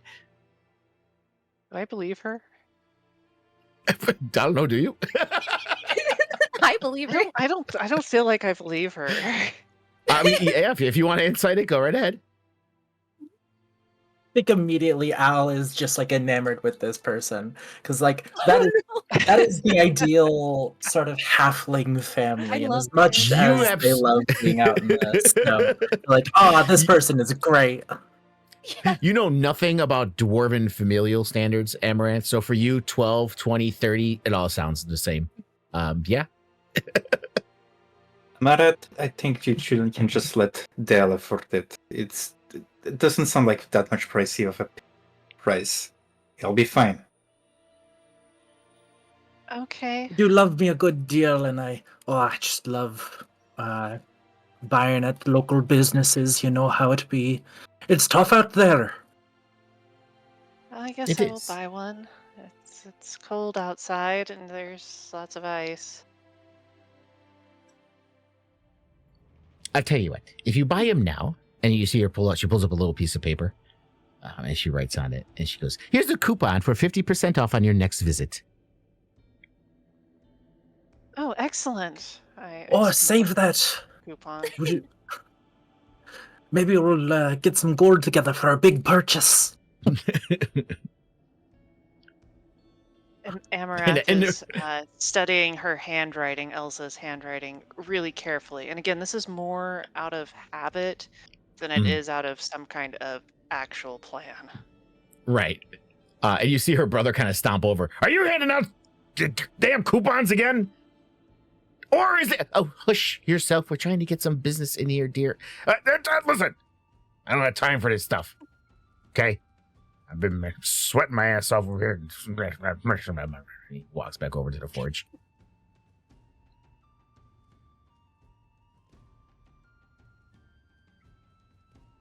Well, I love this family. I think we're done here. It was nice meeting you, Elsa. Yes, thank you so much. Well Thank met. you. Well met. Yes, I see you're picking up the local lingo. Yes. Oh, sorry. Just before you go, I heard you talking with my friend about your temples. Your gods Yes. in the area. You wouldn't happen Yes. to have a temple to a Celestian yet? No Celestian here, unfortunately. The only one we have is the House of the Morning Lord, which is for Aminator. Oh, yes. Thank you. You're Well welcome. met. Well met. You don't have to keep saying it here. She walks off. So wherever you guys want to go, if you do want to travel to Bremen, it's about a 4-hour trip. Now that you guys have the snowshoes by foot, it's 5 in the afternoon. In Icewind Dale, it is pretty much dark at this point.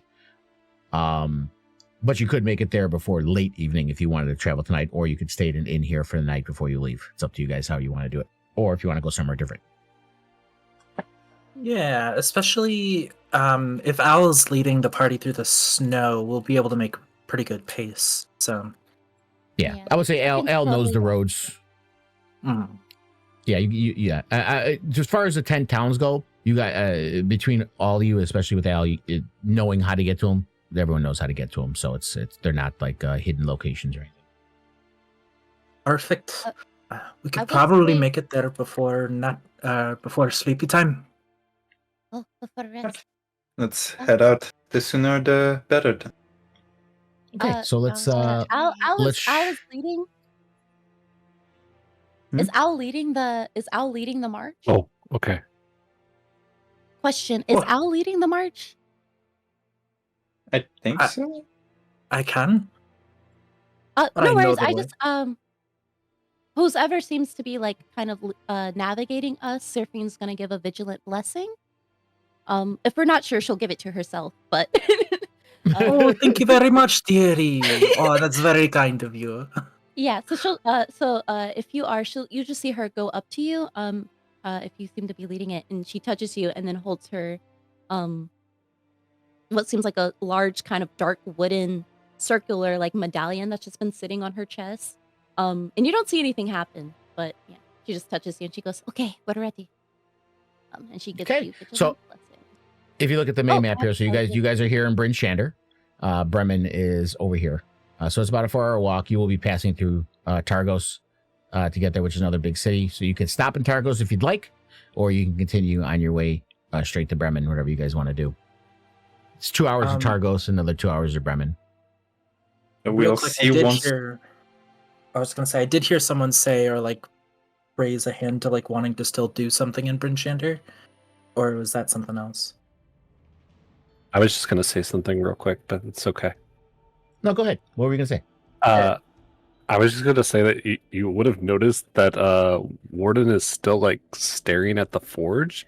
He hasn't like quite left that building, and like the entire time, like while you guys are talking, he's just been standing there staring at the fire. He's not smiling anymore. Garn Yes, is Seraphina hammering definitely away, noticed. and he is looking at you. And he kind of awkwardly looks at you, looks at everyone else. He's like, is he okay? Well, Yeah, don't Seraphina- worry about him. If Sorry, I cut you off. If Al approaches, Warden just like turns his head, just his head, 180 degrees, and looks at you over the back of his shoulders, and says, "Don't like. I don't like." Well, kiddo, that's very creepy. Please don't do that again. He rotates really the rest of his appreciate body and not his head to now face you. Oh, that's even worse. Garn pulls out one of the blades that he's been working on. There's a bucket full of blades. He pulls one out and he's like, "What in the name of hells was that?" It's okay, I got them. And we'll Let's just get grab Gordon Grin. out of here before we start making a scene. Like we don't have please. enough problems with O'Reilly and all the other crap going on here in the Dale. We got people spinning their head around like a damn owl. He's crashing out. He's crashing out. Who? Who? Garn. No, the joke was he said like a damn owl, and I said Oh. who. Oh no. No, you get out of here. That's a good one. That's a very good one. Oh, You love it. like bugs? Amara's face flickers into a smile for just a second before she manages to look very serious again. She's just happy she's not the first one to cause trouble in this little group. Well, let's get Warden out of here before we start making bigger of a scene. Yes, Yeah. as much as we need to warm up by the fire, we need to go now if we want to make it to our destination Yeah. tonight. And while shaken, will follow you and leave. There we go. Wait. 1 moment. Before we change maps, let me target and apply it. I didn't. I'm not changing it yet. That's fine. Oh, here we go. There we go. All right. Oh, I have to target. What is this? Target. There we go. Triple. Oh, Third time's the charm. 30 feet away. Oh Okay. my goodness. Fourth Oh, that's awesome. time's the charm. Here we go. There we go. How long All does right, visual now you blessing last, officially by have the it. way? Until I do it again. Oh, okay. Until I It's- do it again. Yeah. Gotcha. I didn't know if it was a timed one, like it only lasts for Mm-mm. 10 minutes or an It looks hour like it or just anything. Twilight. lasts until the next roll, right? Twilight Domain is really good. Okay. As Or you guys are next walking initiative towards, as you guys are walking towards the gate to leave Bryn Shander, you do notice 3 frostbitten shield dwarves standing outside your north look as you guys are walking by, and they're kind of talking to each other loudly, and one kind of turns his head as you guys walking by, and he kind of sticks his hand out. And the two follow him, and the stocky figures kind of bundled in cold weather garb stumble towards you. And they have snowshoes slung over their shoulders, ice picks fastened to their belts. 2 of them have thick beards. And a third holds up a gloved hand and says, through a thick wool scarf and a raspy voice, "Well met! I'm Hiruna, and these are my friends, Corix and Stern. We need help, and you look capable!" Is this like a wave? The hand. A wave? Yeah, like are they waving? Yeah, he Because stuck his hand, he stuck Warden his is hand going out to like like to kind high of five stop them, you. like gently.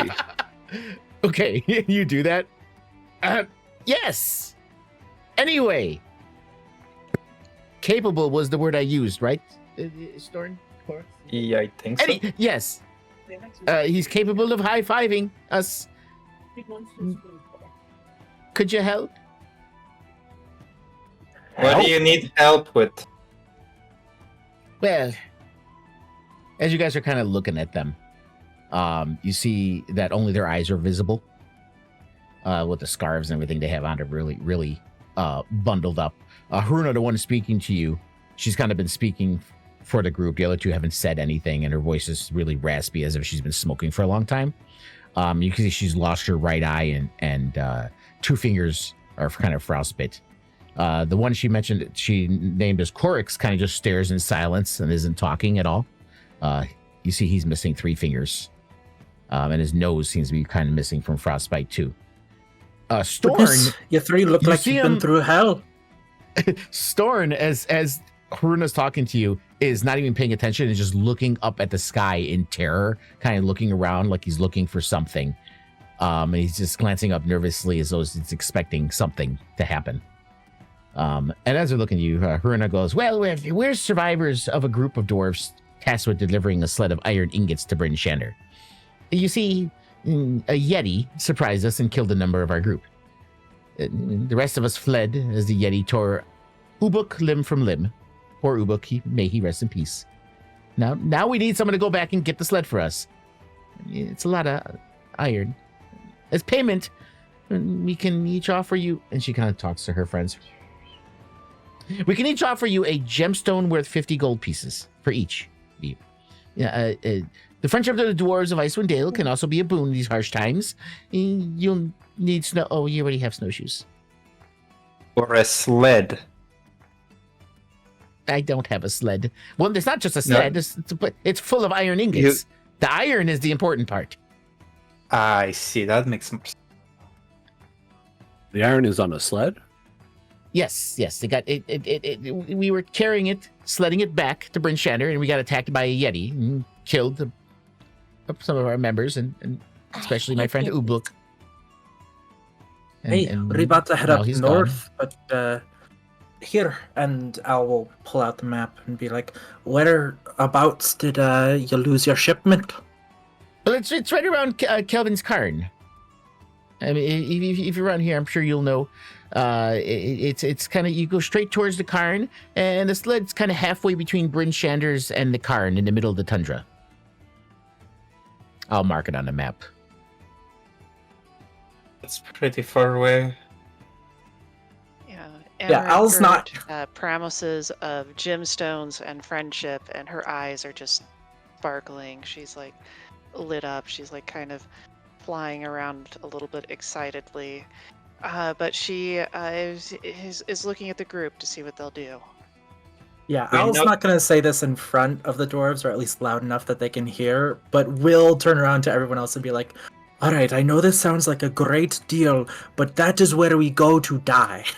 This is a That terrible place deal. is dangerous. Yetis are the worst. This is a bad idea. Well, I mean, there is quite a reward, but maybe we want to gear up a little bit before we go out there. And let's give them hope, but not too much hope. And she'll turns to Nesha will turn to Runa and say, we'll see what we can do if we ever happen to be around the area. Yeah, if you can help, that'd be greatly appreciated. It's out in the middle of the tundra. I doubt anyone's going to run across it in that time, but it might get snowed over by then. But it'll be out there. I did mark the map. It's a pinkish circle on the map between Kelvin's Cairn and Bryn Shander. I will show you the poster map here. There you go. So it's right there. Oh, wow, that's very far north. Oh, yeah. So that's, I would say that's the red about circle. That's where we're going. Well, that's where the sled is. That's about where the sled's at. Yeah. Okay. So it's about that's about an 8-hour journey, I would say. At least a day's journey. So we've been tasked to go 8 miles here and Bremen. Yeah, that's we're 5 miles. Right now. Yeah, so it's about almost 8 hours to where the sled's at. Yeah. Bremen is along the path, so we can also get there quicker. What time is it now? It is 5 o'clock in the afternoon.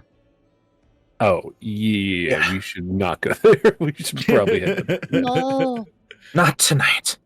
Surfing would highly advise against It's it. midnight in the tundra, guys. If you happen to run across great idea. We'll be here. Just let us know. It is in your quest log. So if you guys do want to make your way there at some time, you can take a look and see if the sled's still there. So it is. They're also offering to pay by the person, not by the just a flat amount. So I am interested in those gems that they mentioned. I'm sure we all are. How far is it from about Tourmaline? Tourmaline.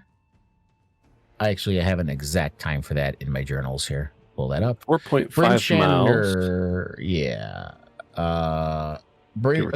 Tourmaline is 6 hours. Oh, that's not. And that's mostly because you'd be taking the road, so it's a faster traveler travel going through taking the road than it is trudging across the So tundra. 6 hours, 8 hours. It's about a mile an hour is our trek speed. Got it. Well, I Give or actually have an take. exact amount for that. I mean, we can do it that way too. But if you look in journals, I do have that. Where is it? Under handouts, not travel distances. No, not handouts. Common Dale knowledge. I put it in here. Where'd it go? Oh, travel distances. There it is. Yeah, travel distances. So on foot with snowshoes, it's half a mile per hour. Okay.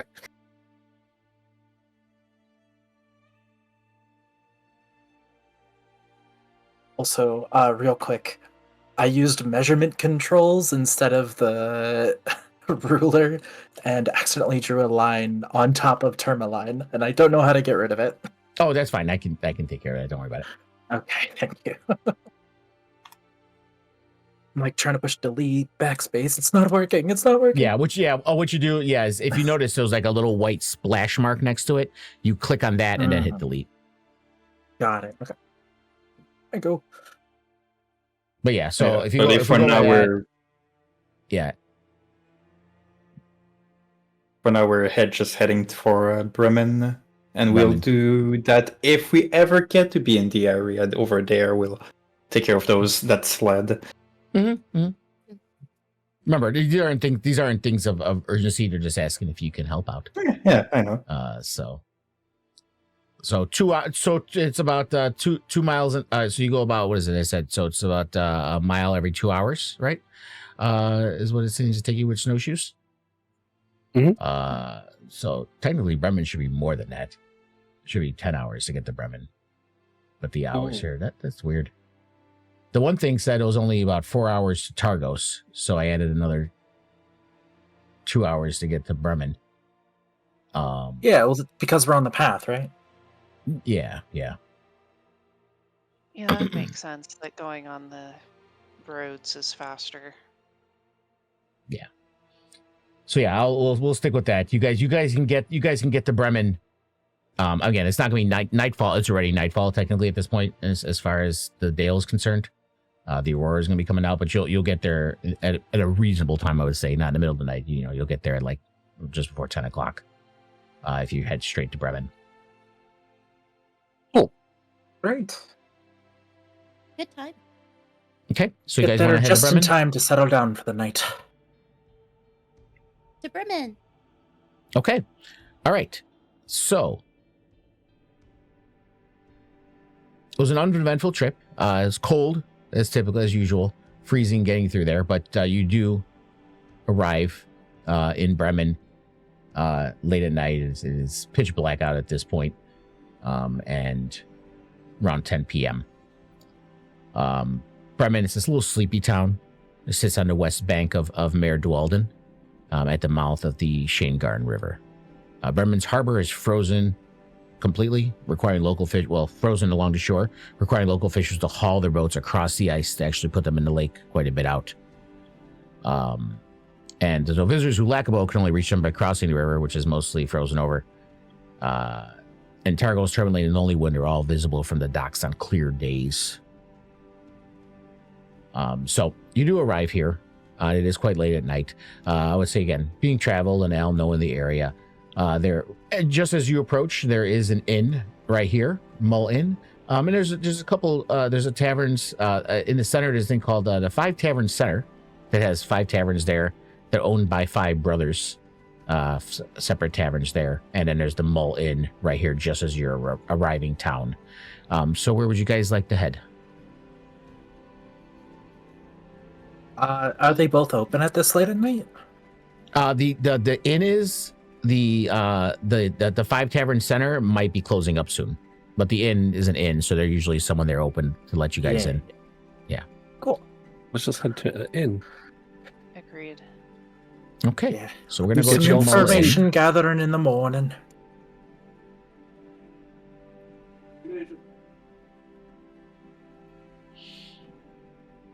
Alrighty.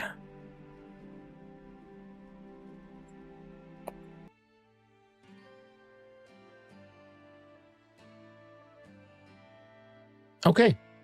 So you guys arrive here quite late at night. The inn is open. Because since inns have people to be able to stay and spend a night, they are open quite late and allow people in still. And there's actually, you do hear some noise coming inside. Even at this late at night, there are people here drinking and staying at the inn as well.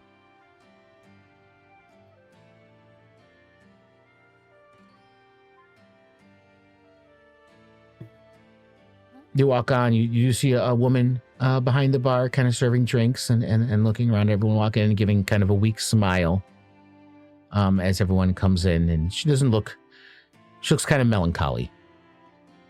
I think Al would look at everyone and go, "Oh, why don't you all go grab a seat? I can get some food." And we'll go up to the counter and start talking to... Well, I was about to say Cora, but I don't know her name yet. Yeah. So She looks up, the barkeep. Yes, well, hello, welcome to the Mull Inn.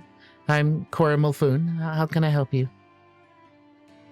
Oh, greetings. It's nice to see such a warm face after a long journey.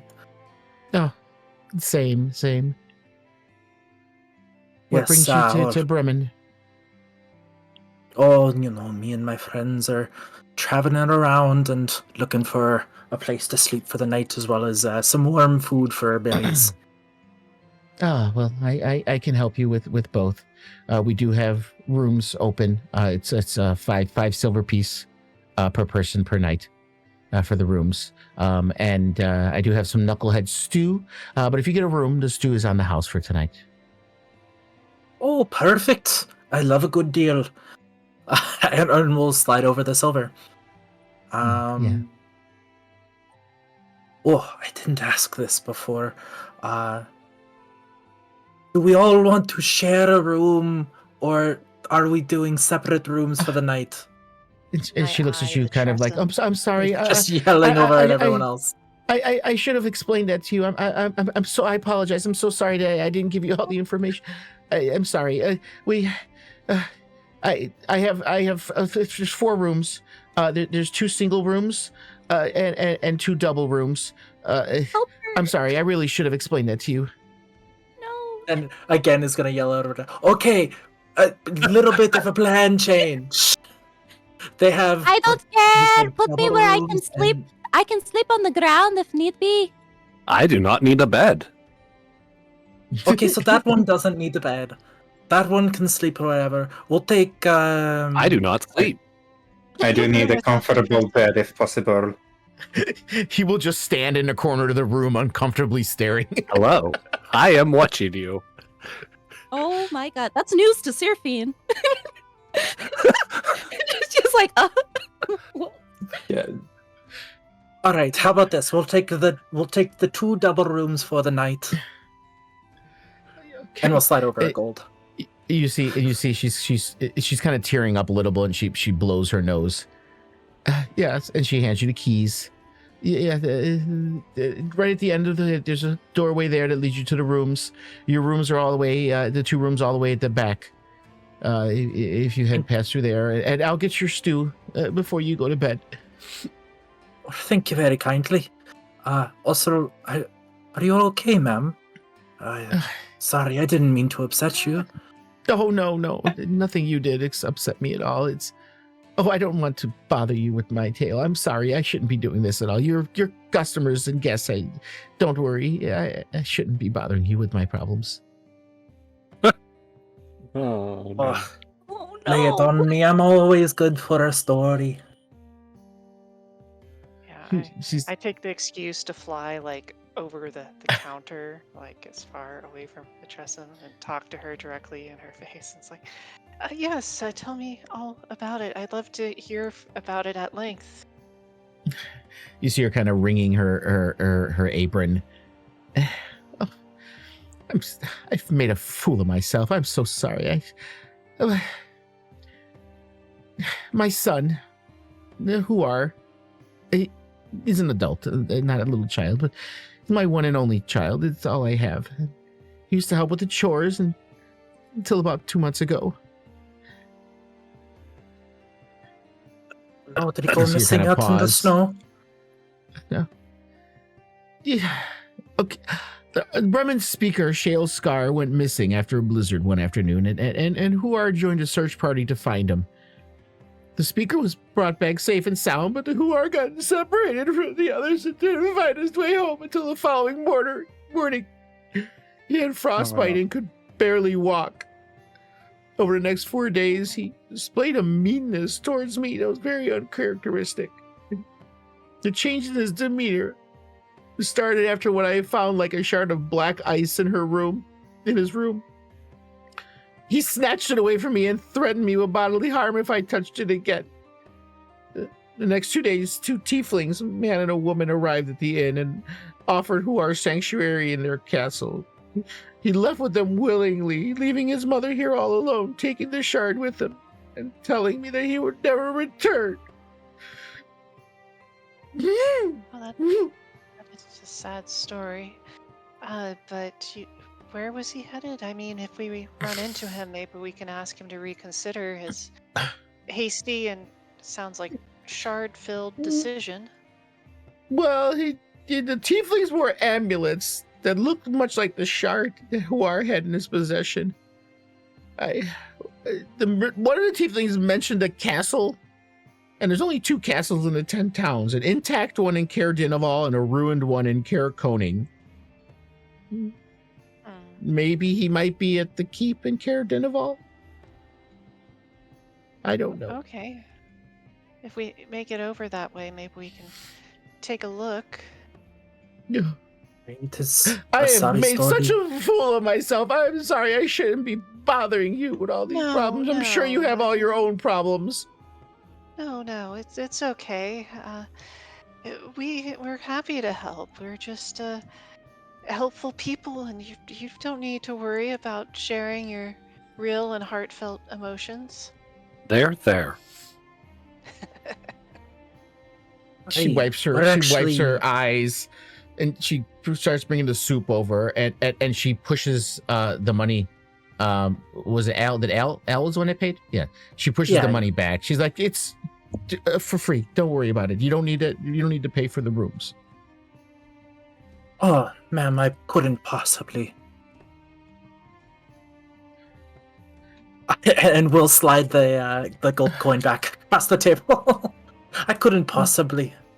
Well, thank you. And she kind of looks around, and she realizes that there is a very strange toy soldier man standing behind a counter, staring at the back of her head. And she's like, "What?" And she doesn't turn her head.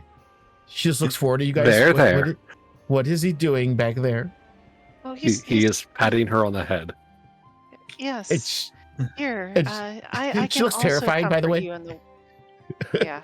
Here, I'll comfort you in the way of my people. And I start like making a slow circle around her, and I cast Druid Craft to make a smell of lavender to try to distract or calm her. Oh, that smells absolutely wonderful. I would be more comfortable if your friend would go kindly walk behind the other side of the counter, please.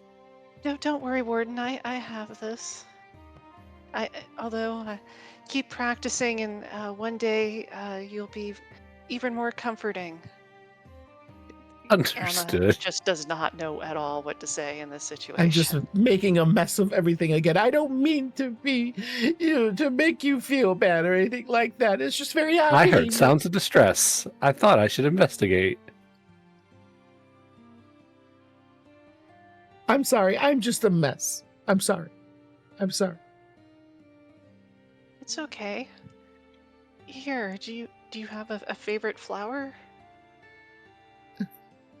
I like periwinkles.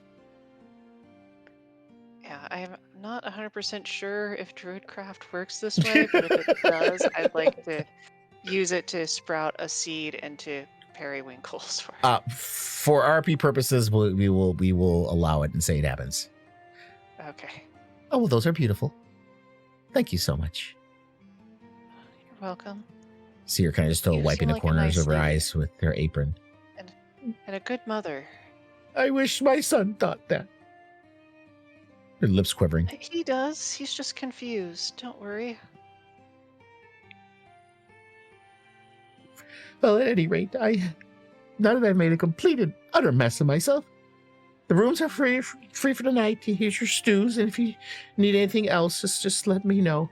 We do have the drinks. I will have to ask you to pay if you want drinks, though. But we can help you with anything else you need. Well, thank you. That's very nice of you. Yes, well, actually, now that you speak of it, we are kind of up here searching for a different person. If maybe you've seen them around, they're quite distinct. They have, don't wear any warm clothes during this winter and have a large blade of ice, I believe. If you'd seen them around, we'd love to know where they went. We've had something strange like that looking around here. It kind of came in with the caravan, which is at the north of town. They're closed up, I'm pretty sure, at this time of night, and packed up and out carousing, or at various inns or whatever. But the caravan will open up tomorrow. I'm sure you can ask around there. I thank you very kindly. Certainly. Exactly what I was hoping to hear.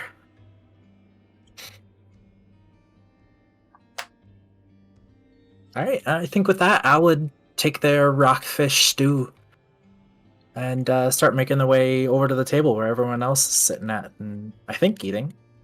Yeah. and Knucklehead Amna stew. will also Knucklehead. bowl of stew, and she's pretty cautious about bringing it over here near the Tressum. And I don't know if this is on purpose, but when I scroll over the token, it has the red border indicating an enemy rather than the green that the party has. Does it? Oh, I gotta change him to non-hostile one.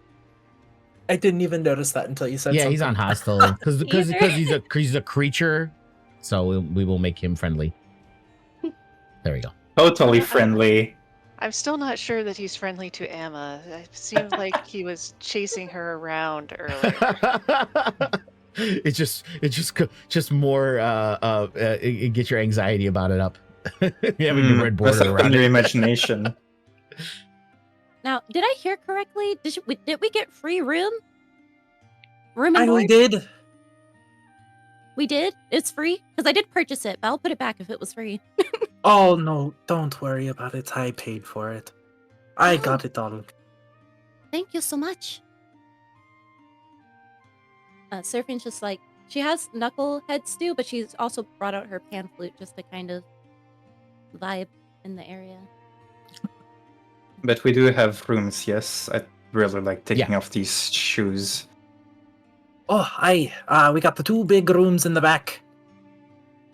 Right. Yeah, there's I'll be right back. the room all the way in the back here has a double bed and a single bed. This one here, and the one just off to the side of it here has 2 single beds. I'll lock the other doors so you're not confused. And this is a bathroom. That's a bathroom. So it's this one and this one. Yeah.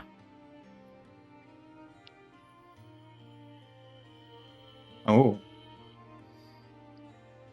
Alright, well, Natasha will just take off the snowshoes, put her stuff in one of the rooms, and then come back.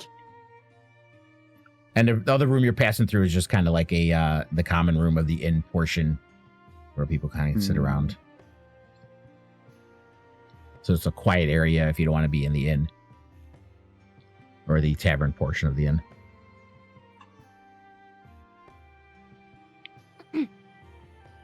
Surfing is not playing well, but she's still doing it. Unless somebody She's stops trying. her. She's trying. She's trying. She's out I in the was not snow going to still stop doing her. it. But we will bring her inside. She's freezing out there. It's there we go. Oh no! Get Think some Selena. stew. All right. So you guys can take some time if you guys want to role play with each other, get to know each other a little better. You can, and then you could take a long rest if you'd like and start the next day. Hey, I'd love actually, to, if we feel like it. yeah, I was actually gonna look over at. You said your name is Warden, yeah? That is correct. And you remember nothing, like how much of nothing, or how little of nothing? Zerfin is friend? Yes. Friend. I remember Zerfin, his friend. Face full of stew. Yush.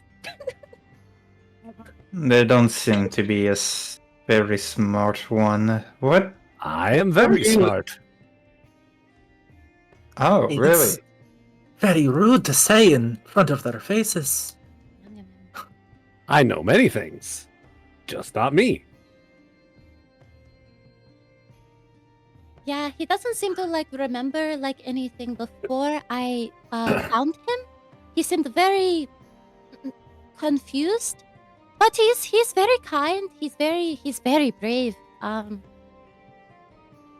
What is your current knowledge on the cold outside and what is happening with it? It is cold. And it is snowing. I stand by my point. Do you know the current Are you asking temperature why it is outside? snowing? Do you have an internal thermometer? Do you know the degrees outside too? Maybe. How Why? Do you know how they interpret? What would you say is the what? Can I roll for knowing the weather? Roll for weather.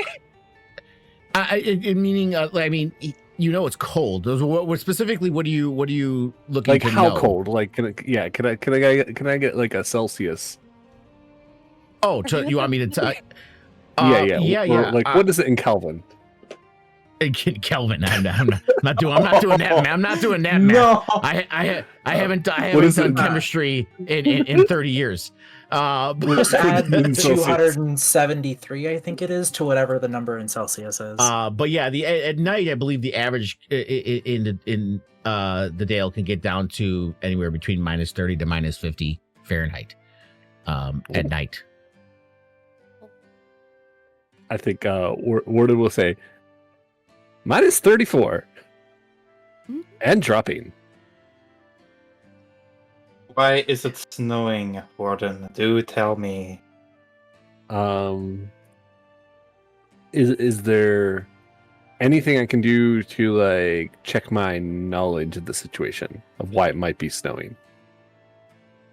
Well, I mean, see, with Warden it's kind of complicated because he doesn't remember anything. But I would say general knowledge of living, of being a being alive. You know how weather works, and it's cold, and that's why it's snowing. And I would say with his memory loss, he doesn't necessarily know the difference between a Dale and other places, so he doesn't know why it's cold or colder here than it is anywhere else. Mostly just because of your backstory and his memory loss. Right. Warden will reply, well, we are in the north. The north is colder than the south. Unless you go too far south, and then the south becomes north again. And then it's cold. Just going to say the same thing. No. I think Very smart. it's snowing a really long time, and it does not accrue to any weather patterns that I am familiar with. Good enough, I suppose. And have you always been like this, or is this some kind of curse or some kind of trick? It seems like I have never met anybody like you before, Warden. I am the only one like me. And you're confident of this, even though your memory seems a little shaky at best? That is a good point. Maybe there are other me's. Do you know other me's? I look at her too. I've never met anyone like you, Warden. I am one of a kind. Oh, but there are many different planes of existence, Oh, and they're, You know about the I've not different been in planes? the mortal realm that long. there could be more me's. You're wait. She slams her bowl down. You're not from this plane. You're from a different plane. You know of the planes? Yes, like all fairies. I'm from the Feywild. I mean, I suppose there probably are some that were born here in the material plane by now, but yes, I'm from the Feywild. Oh, And you Crazy magic place. so I, you've come here. Mhm. Ian, is that I'm very sorry, I forgot the name, but the one you worship also from the Fae. Oh, yes, yes. The Fae have many different deities, and Lawrence is one of them. do you ever feel like you are staring at the inside of a shell and everything is empty inside? You ever feel like a plastic bag? No. Like a house of cards, full of completing in, you know? I am hollow. You mean like, if only you were pressed too hard, that maybe everything would collapse into the deep void inside of you, perhaps like you had never existed at all? Yes! No, I can't say that I Wow. have. Wow. That went deep. Wooden's as if and eyes like they're normally blue, like blue reddish. They're red instead of blue. And he says, "Help me!" I've never seen him do that before. What the heck? Oh my god! I'm sorry you may think this is a curse, and not a fun one. I guess that we should try to figure out what's going on with our new friend Warden here. Warden, do you remember what happened just now? I am okay. Okay, so it's that kind of curse. Wait, a curse? Oh no, they're okay. Nothing to worry about, everyone. But his eyes just glowed red, and his tone totally changed, and he said, "Help me," when normally he doesn't show much. I of did any not. emotion. That is untrue. You are a fibber. Oh, I mean, I've never seen him behave like this before, but you said a curse. Do you think that's why he can't remember why he's a walking, talking toy? Probably. And This if he was alive. Is he alive? I thought he was a toy that could, like, talk. I am very much alive. I think. This is concerning. agreed. This is I haven't seen things like this since leaving the Feywild, and even then it was only the bad neighborhoods. They have creatures like this in the Feywild. Now to Not look at the library exactly. next time we head to one. Maybe we'll find something there. Yeah, I've never seen anything like Warden before, but you know, in the Feywild, you piss off the wrong fairy nobles, and they do all sorts of curses and spells and things for Oh. fun.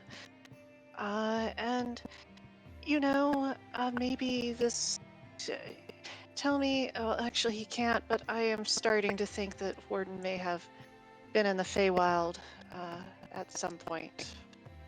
Oh. Just a guess, though. I mean, there's lots of evil people on every plane of existence with twisted and scary senses of humor.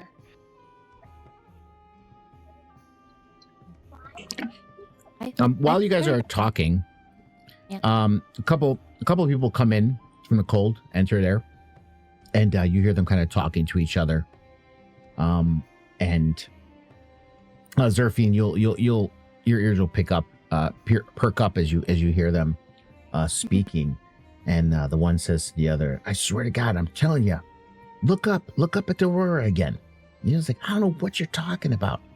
If you look up, there's like gaps or something is devouring the light. You really should just look up at it one night.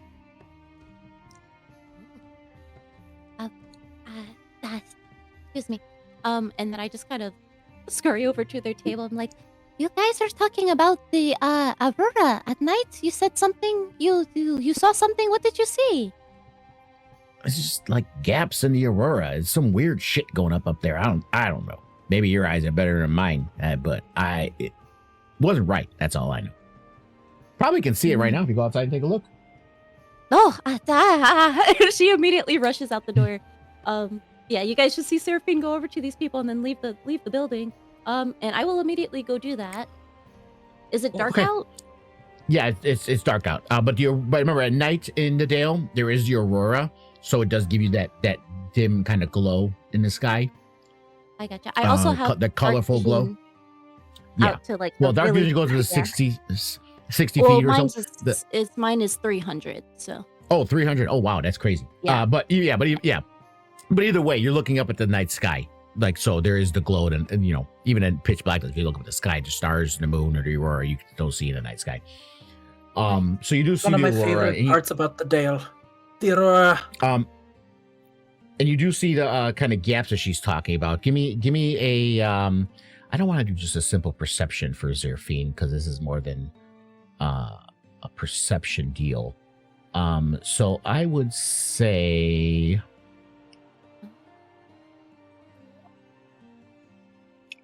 yeah, just give me perception.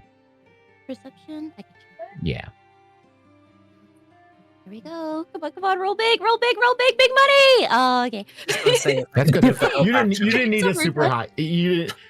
Anyone else, because they don't know what you're looking for, so they would need a higher roll. But you're looking up, and you look up and you do see the gaps in the constellation, or the gaps in the aurora. And when the gaps open up, you can see the constellations that you've long looked at night. With your family and your tribe, constellations that you guys have charted and mapped out through all the years of your histories. And you start to notice brief flashes of alien constellations that you do not recognize. Ooh, And I in so see. much that not even the night oracles would have recorded.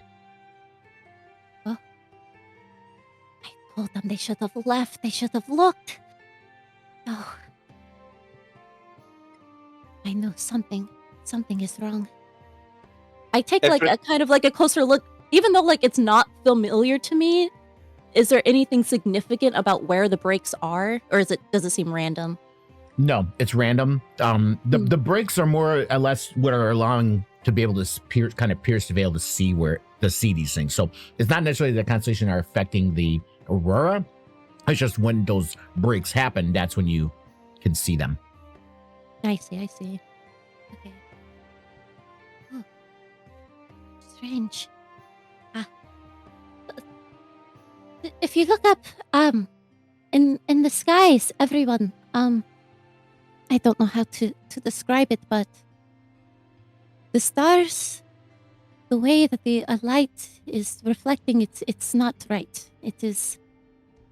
Something is very strange tonight.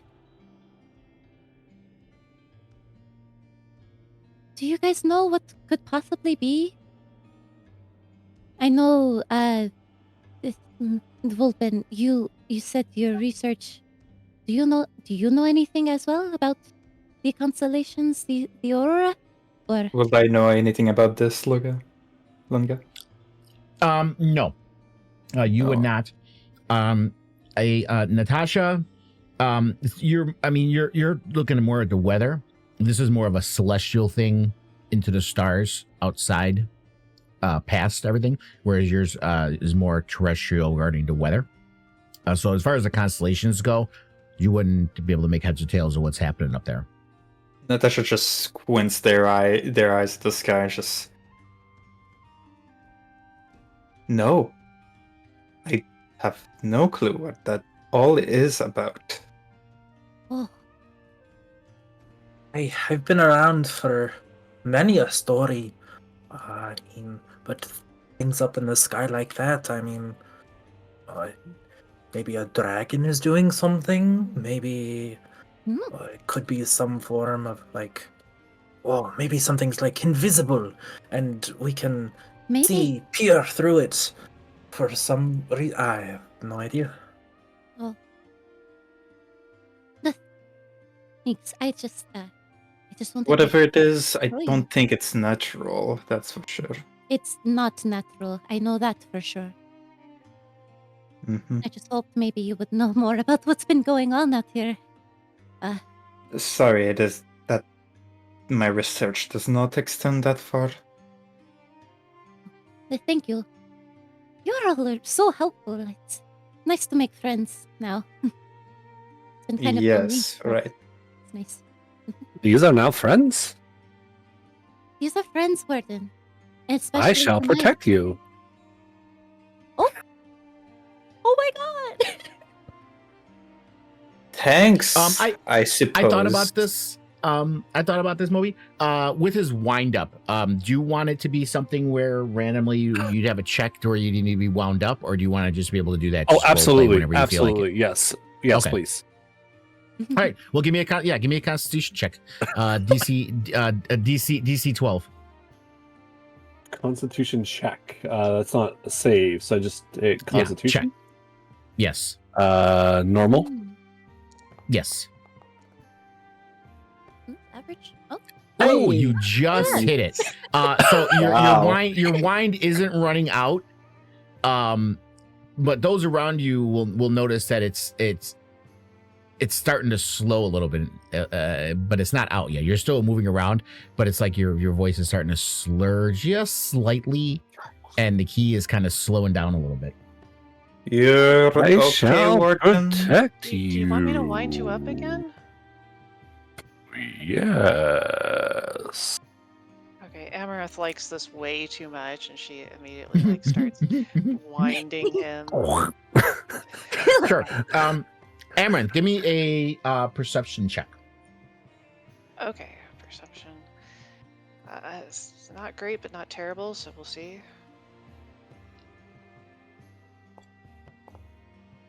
And that's Oh. not great. Is that cock? No. That's actually good enough to notice this. As you're winding him, you notice, like, even though he's wearing armor like a paladin would, but I guess like it's on his hip and the side, like where a pocket would be, you notice that there's a line, like it's a compartment. Like he has a glove box. After I finish winding him, I say, "Oh, you know what's in here? This looks interesting. I'm very curious." Is it like on my hip or my back? Like, Yeah. Your hip. Okay. Yeah, Warden will unfortunately do that thing where he rotates his head 180 degrees again to look and look down at his back and be like, I have never seen that before. May I open it? I want to know what's inside. I do too. Yes. Okay, yeah. You can open it, Amaranth. It's stuck at first, but it pops open like a little door compartment opens up, and in there you see a rusted badge. And if you take it out and look at it, it's really rusted over, and it's hard to see. And if you kind of like rub your finger on it, you can kind of see that it's marked with the letters and numbers says RE-17. Does it look like a law enforcement badge, or does it look like You're just kind unsure. of an emblem? Okay, You're unsure. It's a badge of some sorts. It's really rusted, but all you can make out is those markings.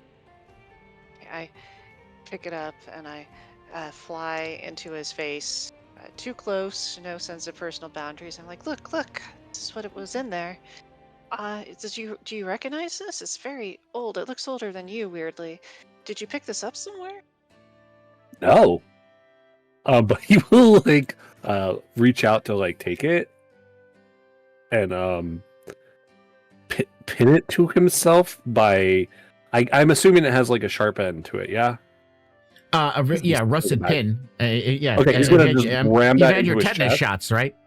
Yeah, of course. He's just gonna ram that into his like his chest plate, like skin, and just like shove that in there. It's now like hammered in. We're Okay. gonna turn Warden So back it's- into a human and they die of tetanus. God.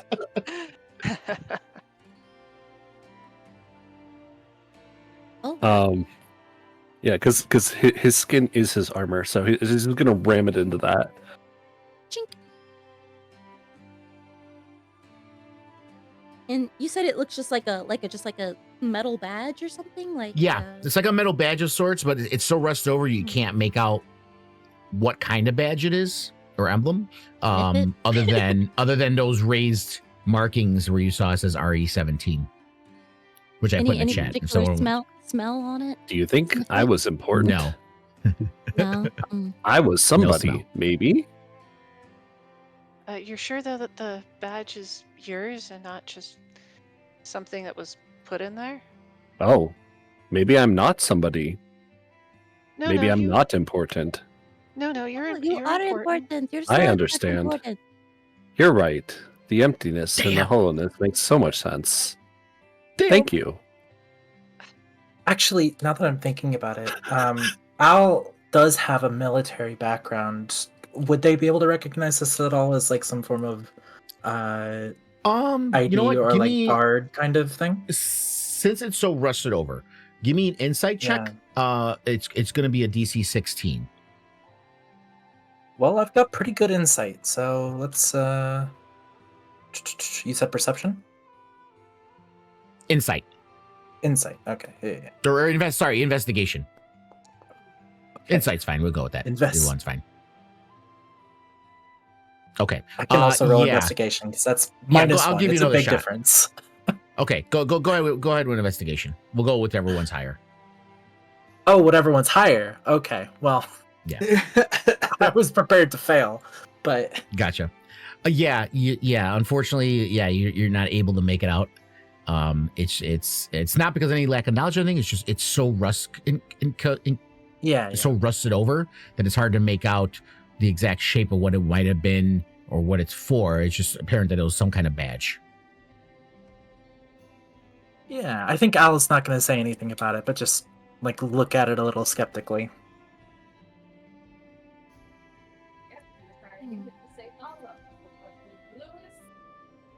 So, Warden, about this emptiness, is it like pervasive all the time, lasting longer than 2 weeks, or are there moments where it's less empty? Oh, you've seen my glove box. I believe I'm always hollow. I meant more like the feeling of emptiness rather than Oh, literal emptiness. no. I am literally empty. I knock on him. Plunk. It sounds hollow. Yeah. Oh wow. Then your metal will freeze. Let's get back inside.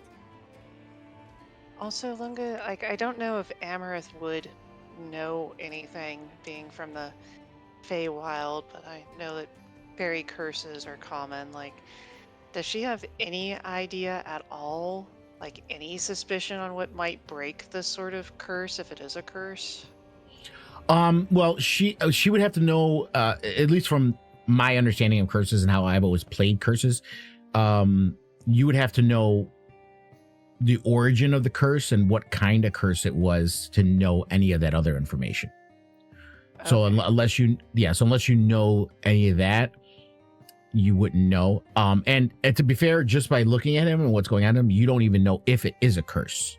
It could be some kind of other enchantment, some kind of spell. It could be any number of things. Obviously, it's not natural. So there's going to be some kind of magical something going on, most likely that caused this. But what exactly it is at surface level, from what you know, even with your Feywild knowledge, you don't know at the moment. Okay. But that could come into play later, perhaps, maybe. Yeah. Also,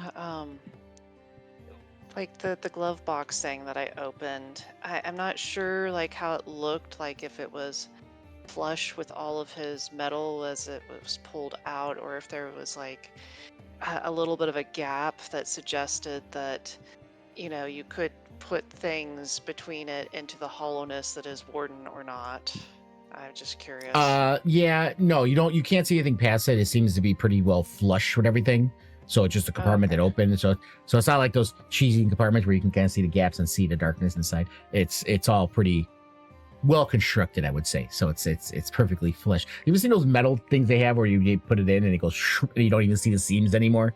It's like, okay. it's like that on the inside, so you can't even see, where it goes out anywhere inside. Yeah, I just look at Warden and I say, well, Warden, do you want to feel something other than emptiness? I've never thought about that. I never thought it was possible. Maybe? Okay, Warden, I will, I don't know how, but I will try to help you with this. I appreciate you. You are helping me. I shall Yes. protect you in kind. Well, thank you. Since we are friends now, how do you feel about getting a copy of your wind-up key made? It looks like you might have problems if it's ever lost, and I know that they always recommend that if you have any kind of important key that you give a backup to someone you trust. Yes, that makes sense. I should trust you. You will make a key? Not right now. Oh. It takes money and Are metal. you taking my key?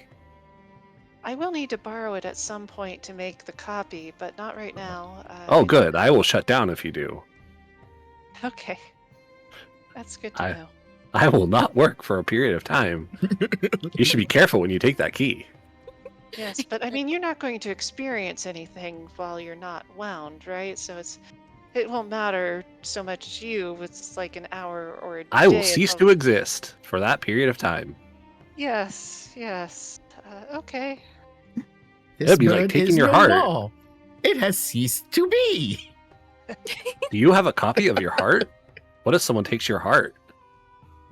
I do not have a copy of my heart, and unfortunately, I can't give it to anyone to copy because I would cease to exist permanently if I did. Oh, that sounds dangerous.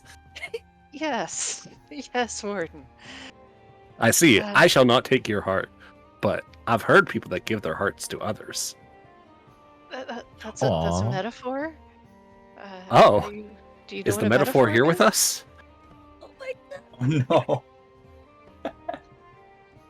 The metaphor is not here with us, I see. The metaphor is not in the Yes. room, Warden. Oh, Everyone roll for initiative as a rampaging metaphor busts through the door.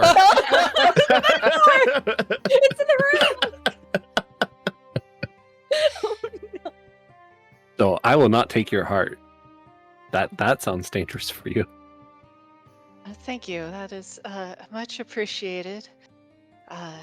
And I will try to find a time to explain to you later what a metaphor is. It feels like this might be a very lengthy conversation.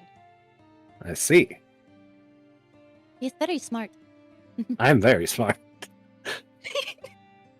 Yes, but maybe I'm just Like a good at fox. explaining That's a things. simile.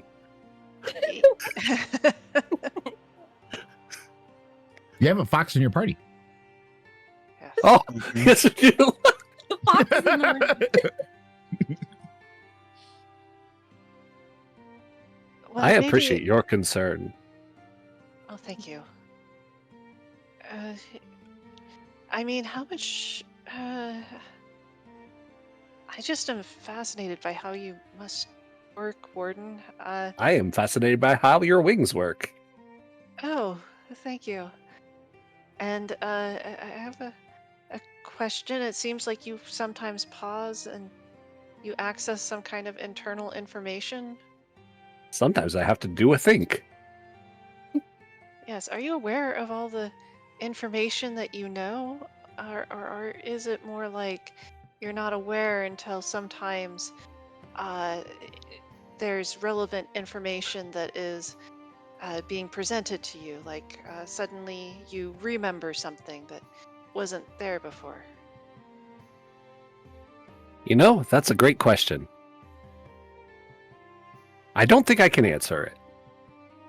Because I don't think I know all the things that I know, or all the things that I don't know. You know, there's a thing for that. It's like a metaphor, but not a metaphor. I think it's called the Dunning-Kruger effect. Oh. Where Okay. you don't know what I'm you don't know. 100% making a monster called Metaphor that has an ability called the Yeah. Dunning-Kruger effect. That is not. Please.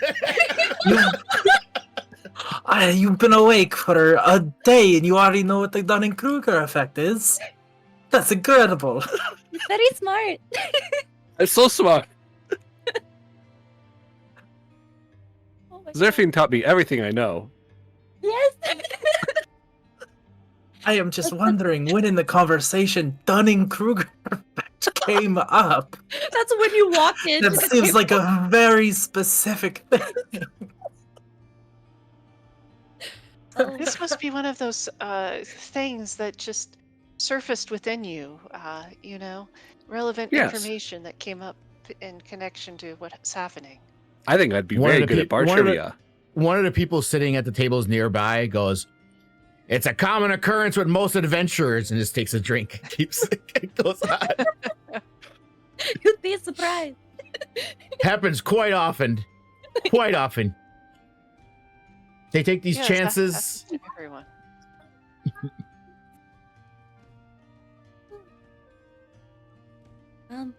Seraphine, if Vulpin's back after settling in their room and whatnot, Seraphine would approach and just go, earlier in Bryn Shander, I was eavesdropping on your group a bit before you approached us. You mentioned, you had a team of researchers. I heard. Were you looking into the endless winter, the endless freeze? Yes, is what my team was researching. What are you curious about? I just want to know if you know anything more. I know nothing other than the endless winter itself. Have you found anything? But we haven't had made much progress, and before we could make more, as previously mentioned, the team has disappeared, aside from myself. Mm. I can tell you everything that I know, but it's probably information that is already common knowledge to everyone here. Or mostly everyone here. Real, are you... Do you hope to see them again one day? Well, yes, it would have worked with them for almost an entire year. They were nice people. But you don't... It'd be great to know that they're all right and that they could continue the research so that we can find a solution against this endless winter and stop it, hopefully. But they're not dead, you said. They've just disappeared? Correct. There's no proof of them being dead or alive yet. But I do hope that they are fine and well. I understand. I hope so too. And I'll just kind of like hold my little medallion and just go, hopefully you will find each other soon on the paths that you've chosen. Hopefully they will merge again, yes? Thank you. And I'll squint at that medallion. Yeah, if you're looking at it. Yeah, I am. Yeah. It's just it's a pretty like donut-sized dark wood medallion circle. And on it you see towards the top kind of curvature are 7 stars, it seems, kind of like carved into it. All around it though, you see in what seems like some kind of like black paint, very thin markings, is some writing. I'm not sure if it's in a language you would understand. Celestial? No, I do not understand Celestial. No. But yeah, it just Speaking has... of which, in the chat, you can actually change languages and type things in different languages, and only people who understand that language will be able to read it. Period. But yeah, it just has that. Ooh, what else? Oh, but along her neck, it's hanging, dangling off with just like this very thick piece of just straight thread, and all along the thread, you just see a bunch of just tiny little ornaments and knickknacks. It seems like she's just collected over her time. But yeah, and that's all. It doesn't look particularly shiny or anything, just like a little. Does it look trinket like a on her chest. possible religious symbol? Oh yes, it is. It is. Yeah, a holy symbol. Yeah, you could probably recognize it as that. Will I recognize it from which deity? I don't know. I will ask the DM that. Religion check. Yeah. I'll give you a religion check. Oh, Oh, Langa, I don't speak Celestial, by the way. Oh, okay. Then you can't read my it. mom. Yeah, I can't. I don't know. I don't even know what it says, Okay. but my mom wrote it. Yeah. Well, that's fitting then, because you have no idea what I just typed. Nope, no idea. That's Yeah. fine. I would say, I mean, to me, that's a good enough roll. But since it's your god or goddess, Zerfine, Mhm. how high of a roll do you think you would want Natasha to have to know? It's a 21, I'd so say- it's pretty good roll. Yeah, it is very good. I'll say, because I don't know her background, I'll just say objectively, Celestian, or this deity is very obscure, very obscure. So I don't know how knowledgeable she would be, but it's very obscure, very isolated. So with the 21, especially you being in Icewind Dale, you've probably have come across probably at some point a navigator or somebody who has worshipped Celestian. Probably you might recognize it, probably on a ship or something walking by. You're not sure. And Natasha has lived in Icewind Dale Yes. their whole life. So, Yeah. So just because of that, and because you're a researcher, and because of the 21, most you there's a chance you could have heard of them. Yes. Oh, did I tell you? Oh, it is Celestian. Celestian, the deity of the Far Wanderer, is probably what you would have recalled. Some kind of obscure religion. alright. They won't say anything about it, but I'll keep it in mind. Sorry, The I memory dropped something. But yeah, you see, as she just kind of, you told her that, she just holds her medallion and then just says, "Oh, I hope you guys meet each other soon." Oh, thank you again. And with that, guys, we are coming up at the 8 o'clock hour. There's 5 minutes left. So if no one's really used any abilities, but if you want to take long rests, you can. And we can pick this up in the morning of the next day, next session. You have Yeah. a good one, All right, guys. everyone. Thank you for being here. We'll catch up next week. And again, use the Discord to discuss everything you need for the rest of the week. Have a good night, guys.